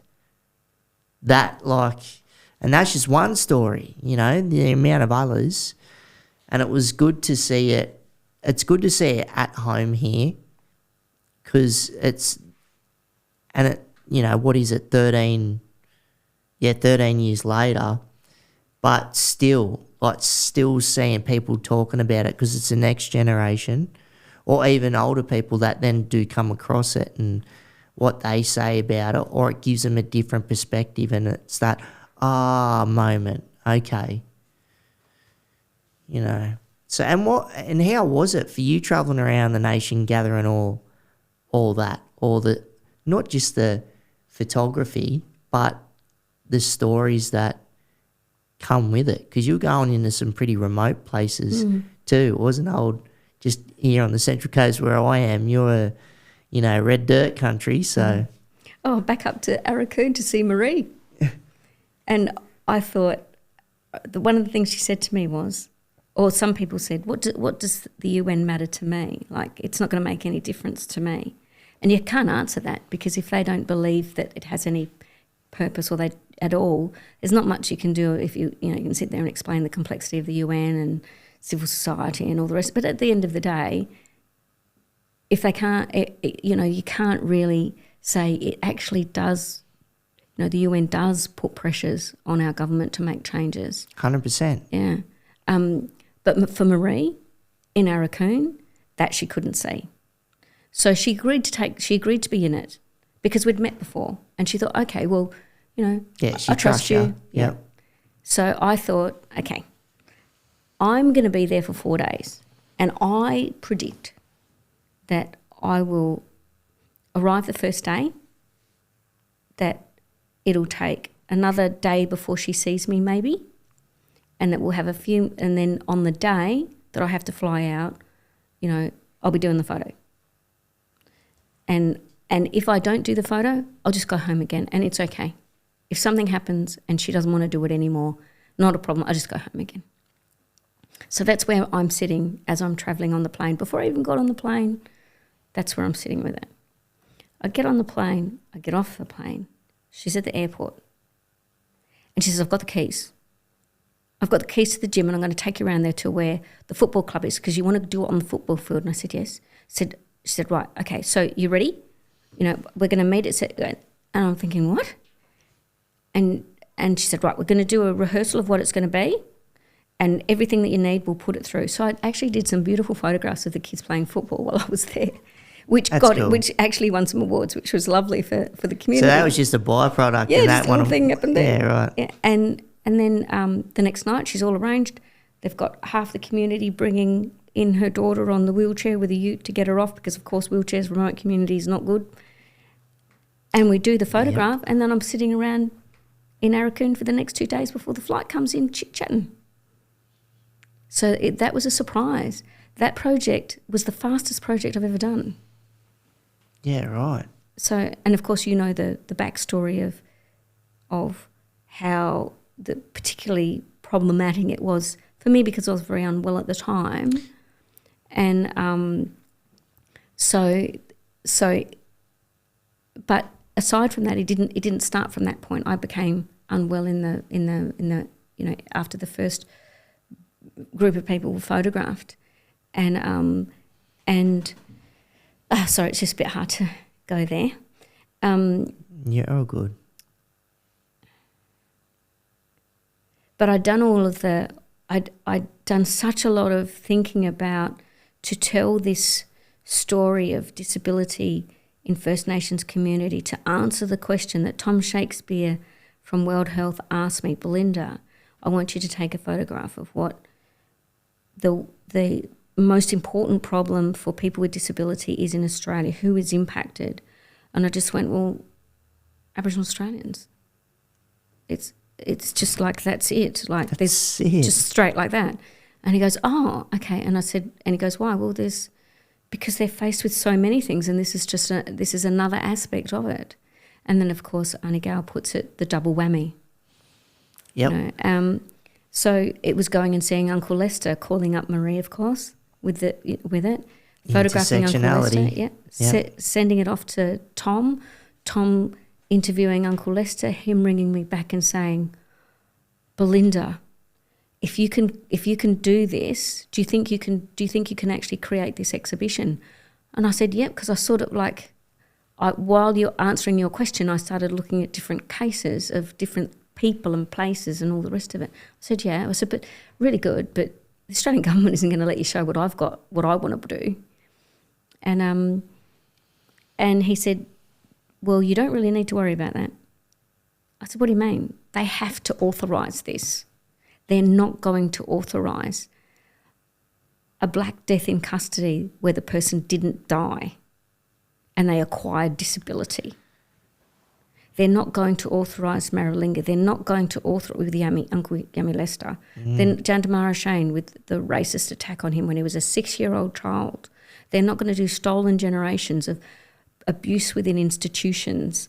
Marla Noble. Yeah, Marla Noble. Yeah. Indefinite detention, no charge, 10 years. Yep. 10 years without a charge. They're just not going to do these things.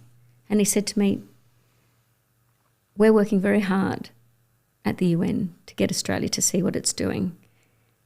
And you doing this will help put that pressure that we're trying to do.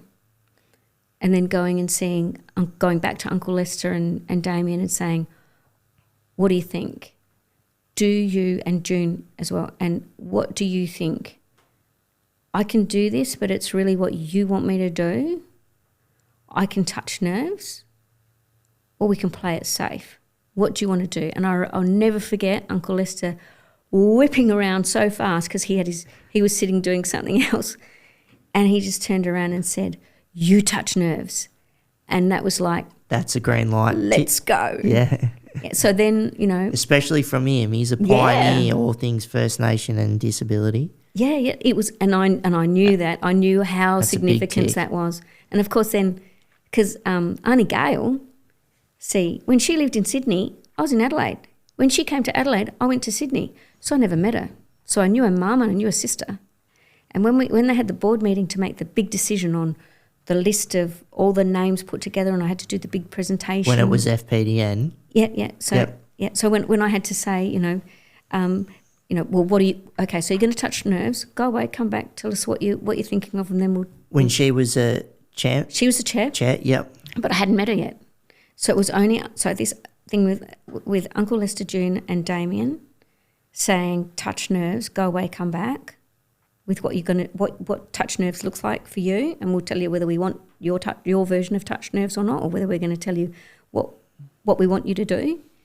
Came and do the presentation at the board meeting. So I do this presentation at the board meeting. Really, really, really nervous. Oh, I'm going to say the wrong thing. I do the wrong thing. No. And I take a breath, and there's just silence, and you never know whether that's good or bad.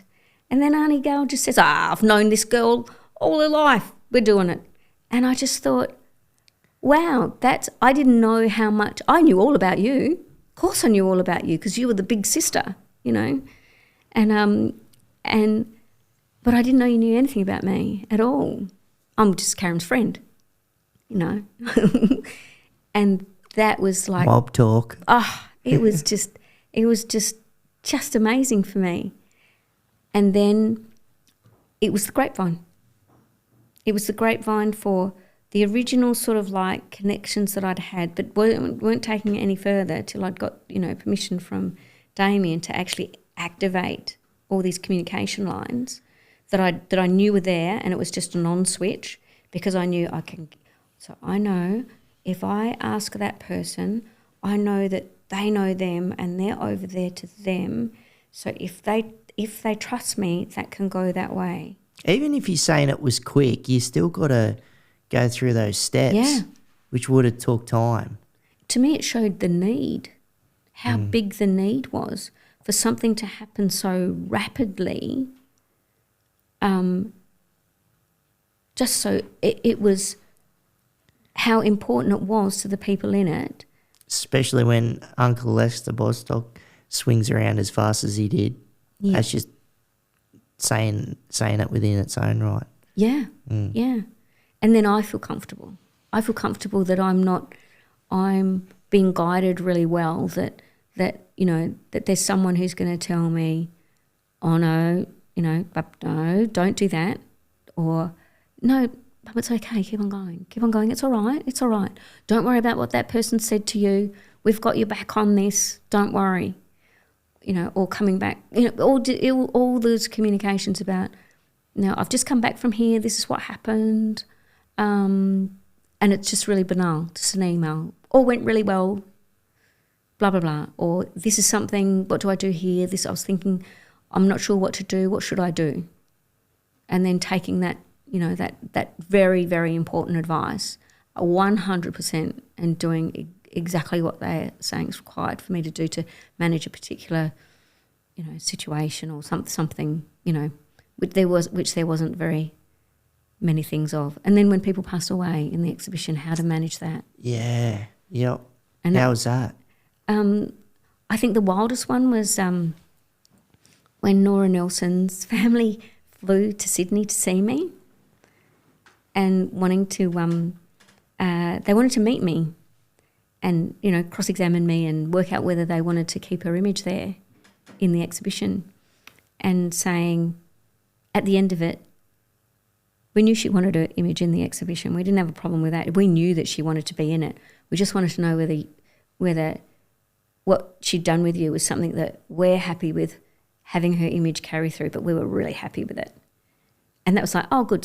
So it was wonderful to know that they wanted to do that with me. That was important to me, that they came and questioned me and questioned and saw whether they felt I had integrity to be doing it. It's really important. I'm not afraid of those questions or somebody wanting to know, you know, to be able to work with a family, you know, in the Northern Territory who said, you have to remove her face from all of the videos. You can show her hands, you can do everything else, but you can't show her face. Right. We have spoken to community. We've got a new person who's going to represent this story for you, and that's how we're going to navigate this. But we don't want to remove. We don't want that to happen. And there wasn't. So her image was replaced with an alternative one that I had, and that's actually sealed. It's actually in a sealed. So nobody's allowed to look at it. You can't open it unless you're their family. Her family is the only people that are allowed to see that image. Yeah, right. Yeah. Fair enough. Yeah, absolutely. Yep. Yeah, impactful though. And what was your reception, you reckon, from the UN? It was interesting for me, and I just want to say thank you too for, you know, giving us an invite to get over there with some of the mob and represent the exhibition, and just trying to educate, because there's obviously a lot of foreigners over there, just what is going on back home, you know, and just encouraging people to read, touch base with each story, because it's not just like every Aboriginal person is different and what they go through in life, and you know, because when you're looking at nation, it's like sovereign nations within themselves, 100%. So when you're looking at different mobs from, you know, South Oz to NT to Tassie to here to WA, and it's the realisation of that for people overseas. So I felt it was a good reception. How did you feel about it when it was over in the UN? I think the UN in Geneva was really interesting. There were lots of diplomats and sort of important, sort of high-ranking people at the, you know, that were involved in it. The one that I was really touched by was when Uncle John and I took it to New York to the World Conference on Indigenous Peoples, and the First Nations community. Over there? Yep. Especially in New York, I think they're pretty strong, like with their representation of mob over there, eh? Yeah, so they did the acknowledgement, you know, and it was the woman who was the voice of Pocahontas who did it. And community came. And they sat, I remember when everything was over, and you know, Uncle John did an incredible presentation, and just sitting in the back of the room and then having them come up to me and say, it was the parallels of everything that you've said. This is what's happening to us here.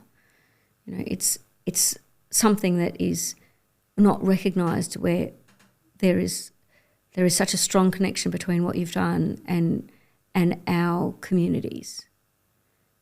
And I think that's something that isn't always put to the forefront as it needs to be. I don't think so, because there is a lot of correlation when you're looking at America, the USA, Canada. If you're looking at parts of Europe, what Indigenous people have gone through and colonisation, and it's a lot of similarities.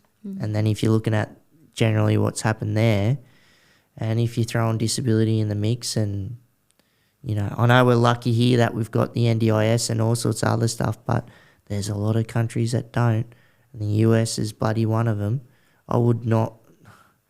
Their health system is pretty dire, I think. So, yeah, you would have been exposing the people to a lot, but how was it for them though? Like, you know, it would have been drawing a lot of tears too from the First Nations mob over there, because they would have been getting some pretty strong feelings of what's happening to them on country as well, hey? And I mean, some of the women in there became a part of Silent Tears and told their stories through Silent Tears. That's cool. So, and that was so in the US and in Canada. Mm. And that was all, again, through those incredible little connection lines and have you heard about, I'd really like to go to Canada. Who do you know? And how beautiful that was to do through another project born from one from another. That was very, very special. Yep. Oh, it's full on. Oh, what was I going to say? Something just slipped my tongue. Yeah. The play. Yeah, we'll get to that. But before we jump into the play, I just wanted to... that's the memory that come back, actually. I forgot about that. So it was just when I was in the UN, wild place, everything that was going on there, and obviously representing and Amy being with us, and Luke and Uncle John and others over there.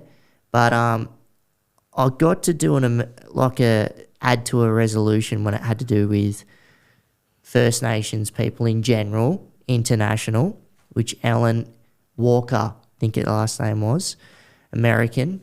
So I got to weigh in on that. But as that was happening, John Kerry, he was a state secretary, is that how you put it? But he was there, like I'm outside the doors, but it was an emergency resolution that he come from the States. He was behind closed doors, because I'm just thinking of what's going on now with Iran. It was the same thing back then.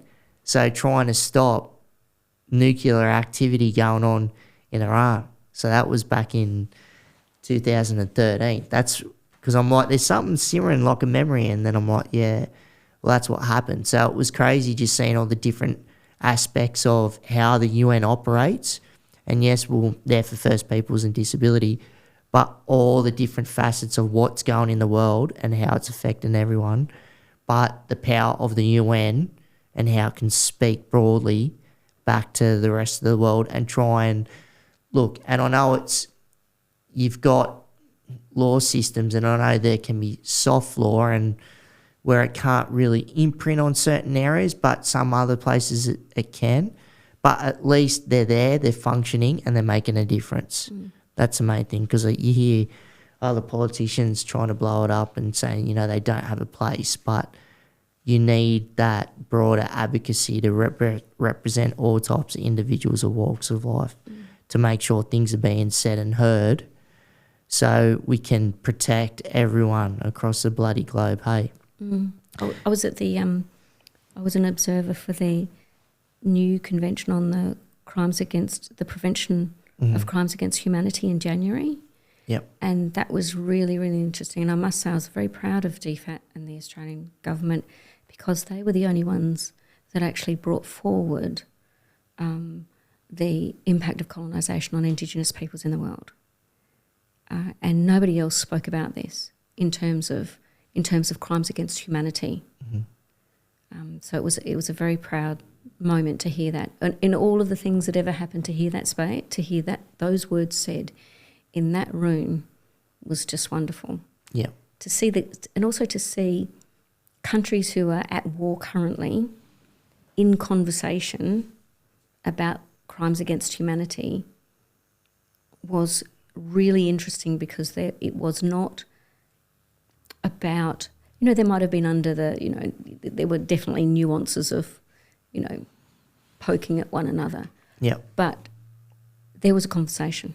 There were big conversations in that room that need to be had with what was going on in the world outside of these walls. It was possible to have these conversations. Very important.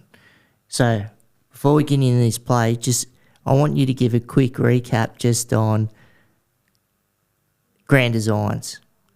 And Peter Madison, he was an awesome host. And how you felt through that whole process, not just the build itself, and not just having a build, but then you got cameras and hosts in your face through the steps and processes of that. So how'd that feel for you going through that Grand Designs process?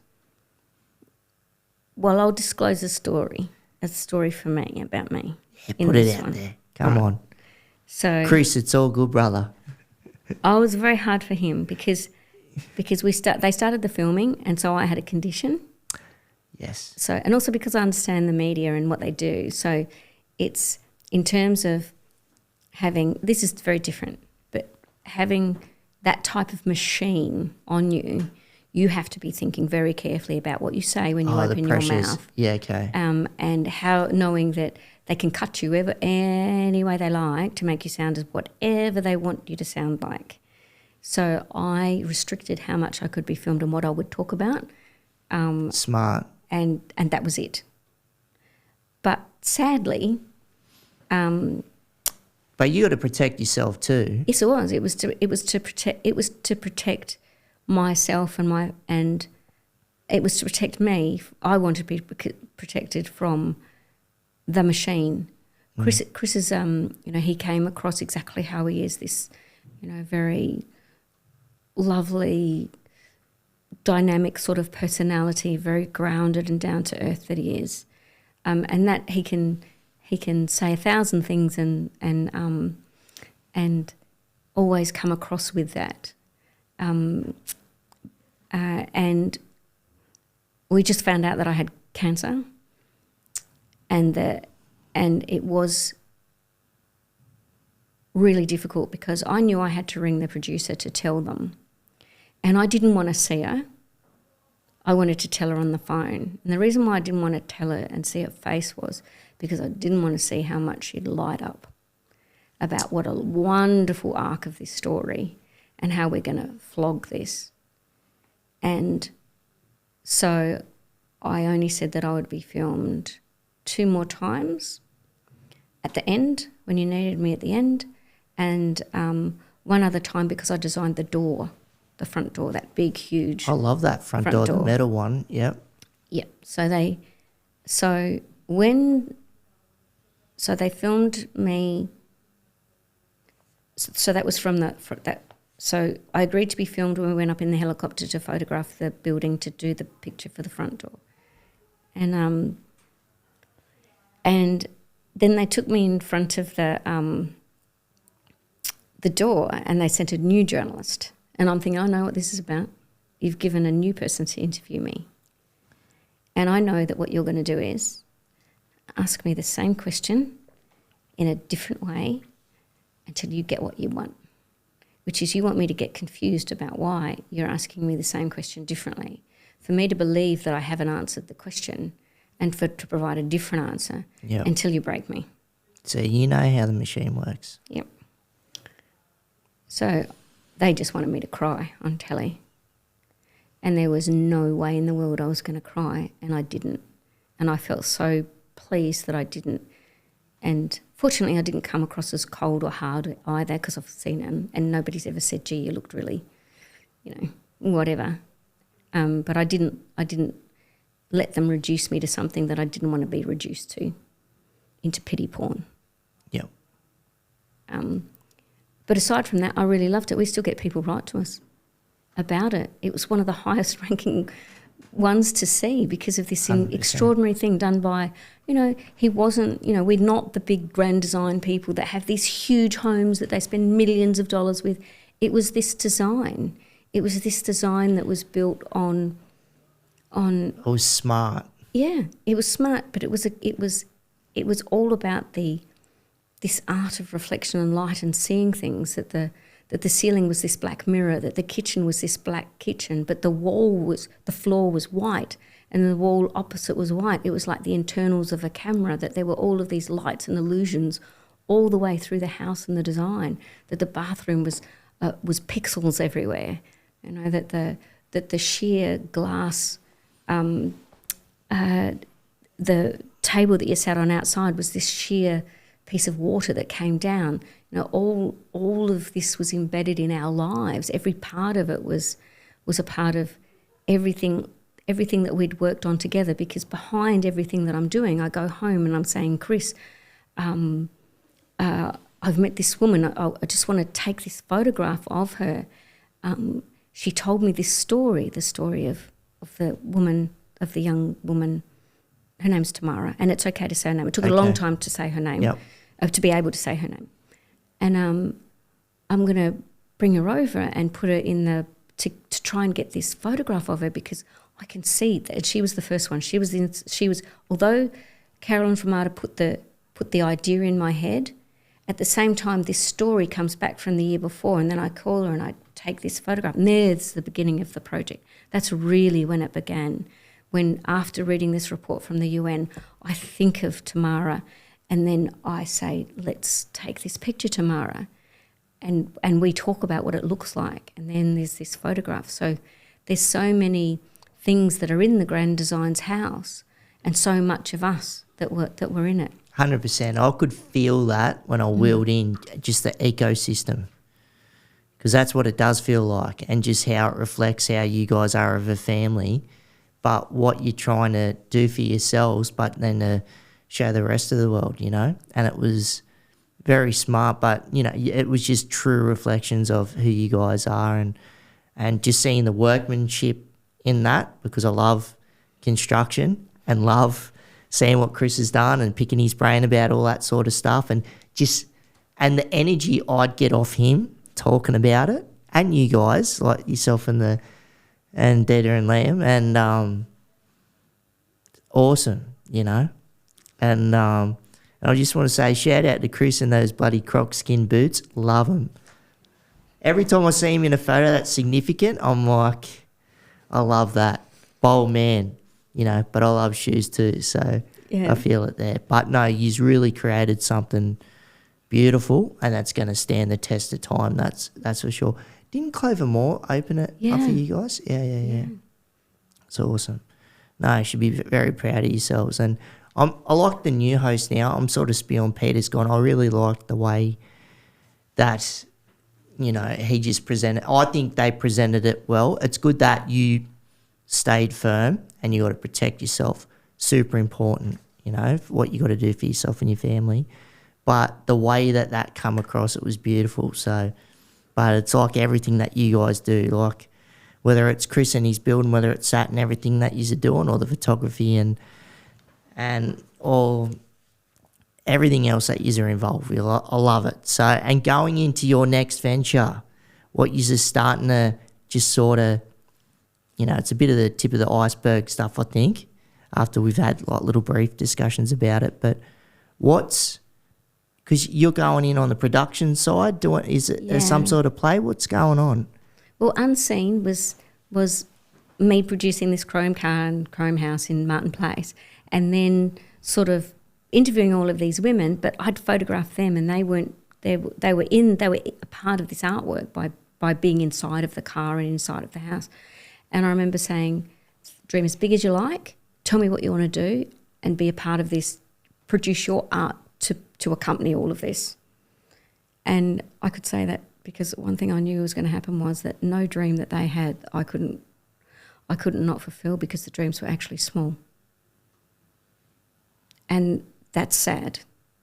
But it was good because they actually produced all these amazing works. And Lainey came along, and she wanted to present her story and stand there and tell her story. And so that was in 2021. And she, watching the audience listen to her story and working through, because there's obviously a lot of trauma involved in her story, and navigating all of that process with her, because she's talking it all the time. Other women were putting it into an art form, so they didn't, you know, the words were within the work, but hers were her words. And she said, you know, I'd really like to make this a real play. So it was a while. I'd had a series of different interviews that I'd been doing with her over the years for the project, just in part of the project. And then one day I met her and I said, did you still want to do that play? And she said, yeah, I still want to do it. I thought you didn't want to do it. I said, no, I'm happy to do it with you. And she said, I want to do it. So it was like, okay, then let's get really serious about it then. Let's meet and start to do it. So last Friday, so nearly a week ago, we had the premiere of highlights of the play at the Sydney Opera House Ootson Room. And it was to show what we can do with this incredible story, and to give a really brief insight into this incredible life. She's a Walan Wiradjuri woman who's a stolen gen.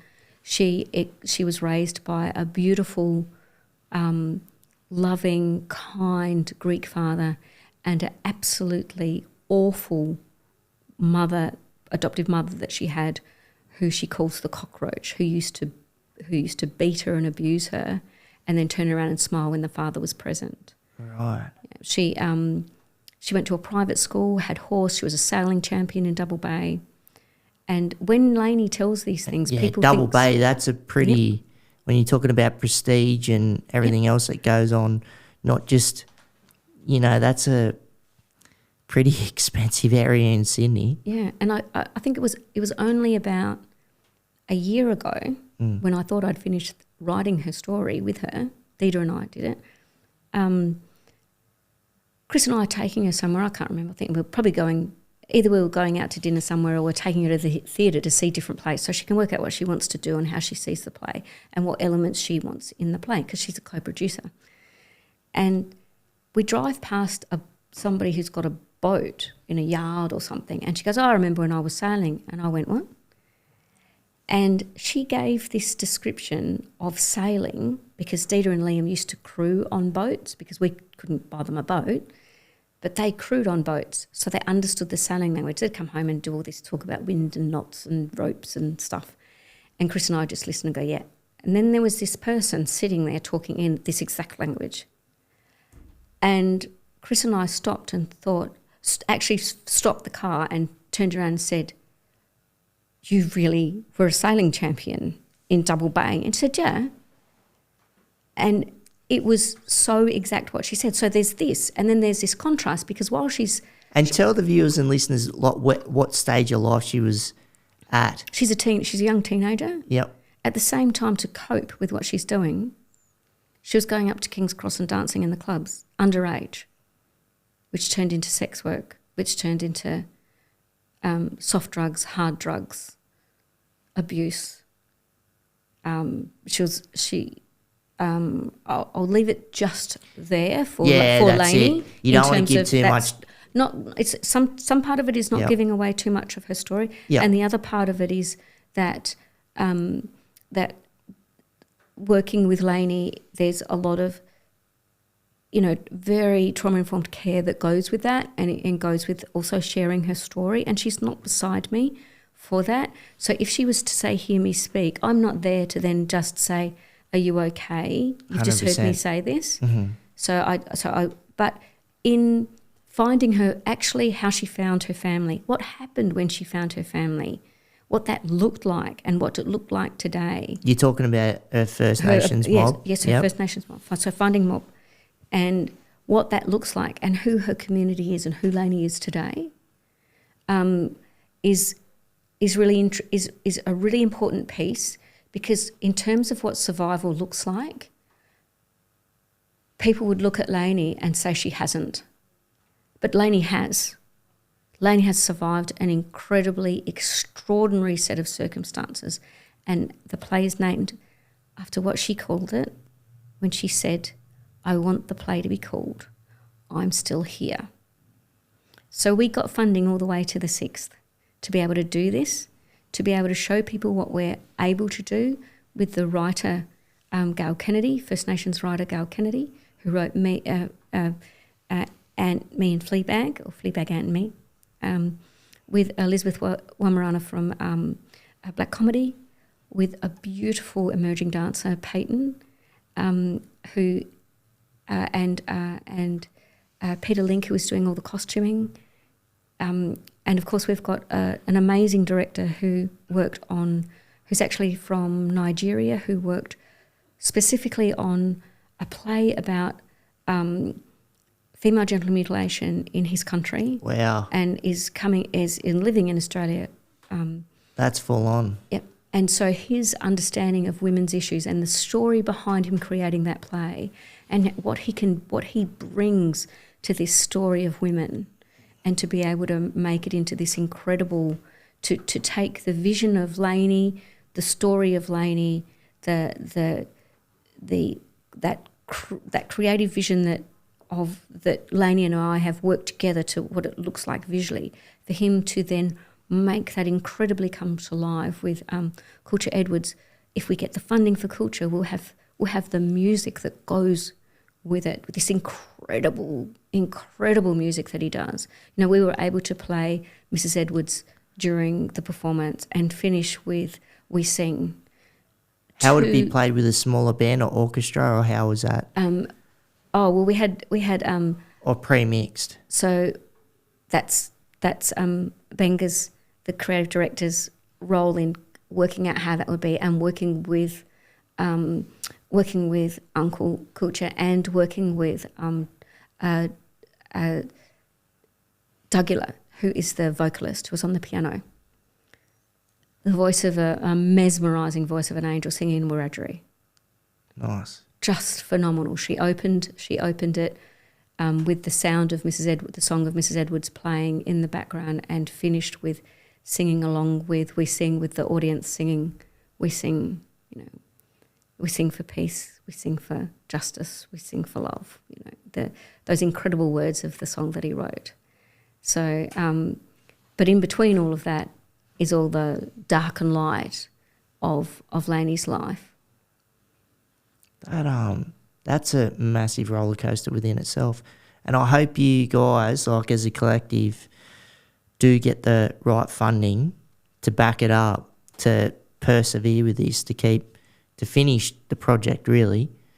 So where are you guys at? So it's just trying to get other people to sort of buy in, so then you can really try and cement it. So then it's a showcase it and try and travel it. Is that it? Yeah. Yep. So because we've got, because this is the first play that we've done, so then it's whether people want to take that risk on us. But they're investing in a group of very dedicated people, and how much we work towards it. The mentorships that are around us to be able to get us to this point. Bain Stewart, Leah Purcell's husband, has been right behind me, supporting me along the way in making sure that I understand what I'm getting myself into and what it takes to do that, to be able to have this incredible team around us to be able to put this play on. But we ran out of our funding at the end of that, at the end of the 6th. Yeah, not too long ago. And the only person that's got funding is Gail, but there is no other funding for anything else for us to move any further. And we know what we need to be able to produce it. We've booked the Opera House for the 6th of December, the 4th to the 6th of December, to align with International Day of Persons with Disability. Oh, nice. Yep. And the elimination of violence against women.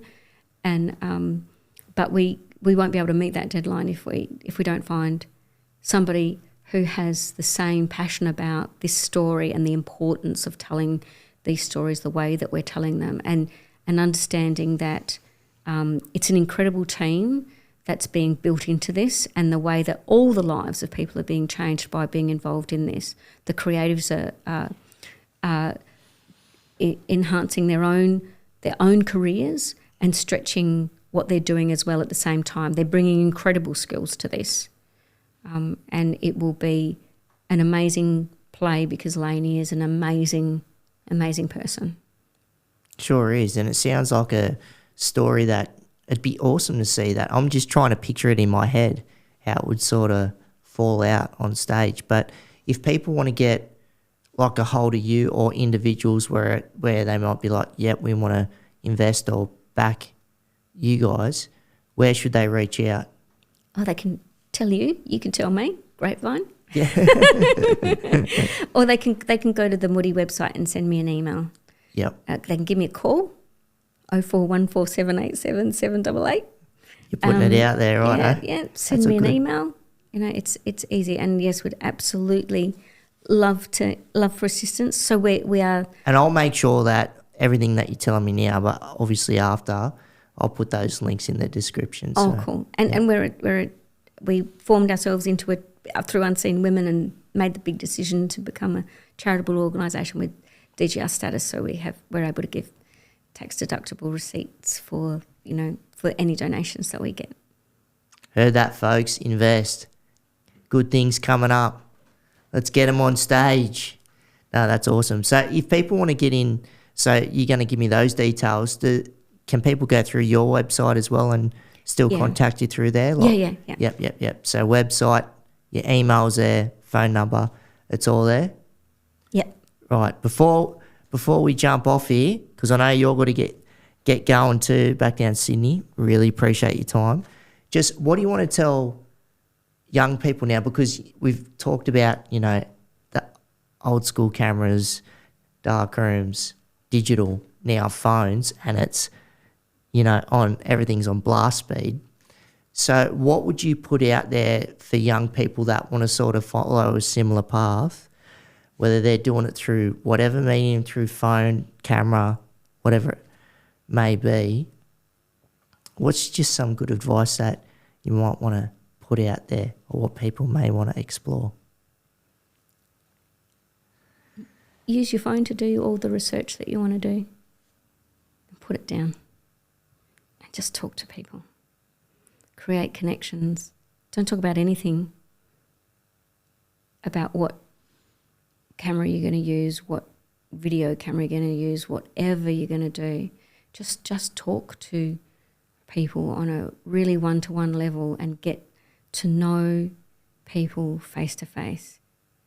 And I suppose that really applies in this very, very cyberspace world, that we really need to do that all round, really. Just reconnect with people around us, people that are outside of our sphere that we may not come across, and work out ways to navigate that, because there are ways to find people that you would never meet, that you think that you never could have the opportunity to meet. Well, you can. You can, if you first educate yourself on what you want to learn about, and come to the table with an open mind and an open heart. Awesome. Belinda, well, I'm glad we got to reconnect and have a yarn about all this important stuff, and just look forward to see what's going to be happening in the future. So thank you. Thank you very, very much. Awesome. Thanks, Belinda. Man, solid yarn with Belinda, eh? Pretty raw. My jaw dropped a few times. Tell you that much. But it's great what she does in the exposure of her subjects. No matter what's going on, just telling the truth, telling the story, putting it out there. So people around the globe get awareness. That's what it's all about. Love your work, Belinda. Keep it up. And if you like the podcast, hit that subscribe or follow button. And we've also got a Patreon page. The link is within the description. So if you want to roll with the squad and become a patron, that'd be great. And if you want to get in contact with me, you can get me via Instagram at streetrollandcheetah, or email one word, streetrollandcheetah@gmail.com. We've got a Facebook page, Keep Rolling with Jake Briggs. I'm on LinkedIn, Jake Briggs, so check it out. I want to thank our sponsors, Culture Connects, a disability service provider operating in all states and territories, predominantly underneath the NDIS, the National Disability Insurance Scheme, with the majority of the operation up and down the east coast of Australia, with a broad workforce of disability support workers working in and around complex intensity supports and standard intensity supports. Registered nursing, support coordination, levels 1, 2 and 3, psychosocial recovery coaching, the bricks and mortar, SDA, specialised disability accommodation, 24/7 support, SIL, supported independent living, ILO, individualised living options, hybrid supports, STR, short-term respite, MTA, medium-term accommodation, clinical supports, and consultancy. Doesn't matter the individual's disability, whether it's spinal cord injury, acquired brain injury, MS, Huntington's, cerebral palsy, Friedreich's ataxia, MND, cognitive, intellectual, psychosocial disabilities. There's a broad range of individuals that Culture Connects provides supports to. NDIS and other state and territory based disability schemes. And I'm proud of what they do, because I've lived and breathed it as a co-founder and co-owner of Culture Connects. So if you or other individuals you know need supports, reach out and see how we can best support you, because we don't take it lightly when we're supporting a lot of vulnerable individuals out in the community. And want to thank our sponsors, Permobil Australia, the greatest electric wheelchairs in the land. Wouldn't be sitting in anything else but these 4 wheels right here, and they've got great assistive tech also. So righto, see you on the next one.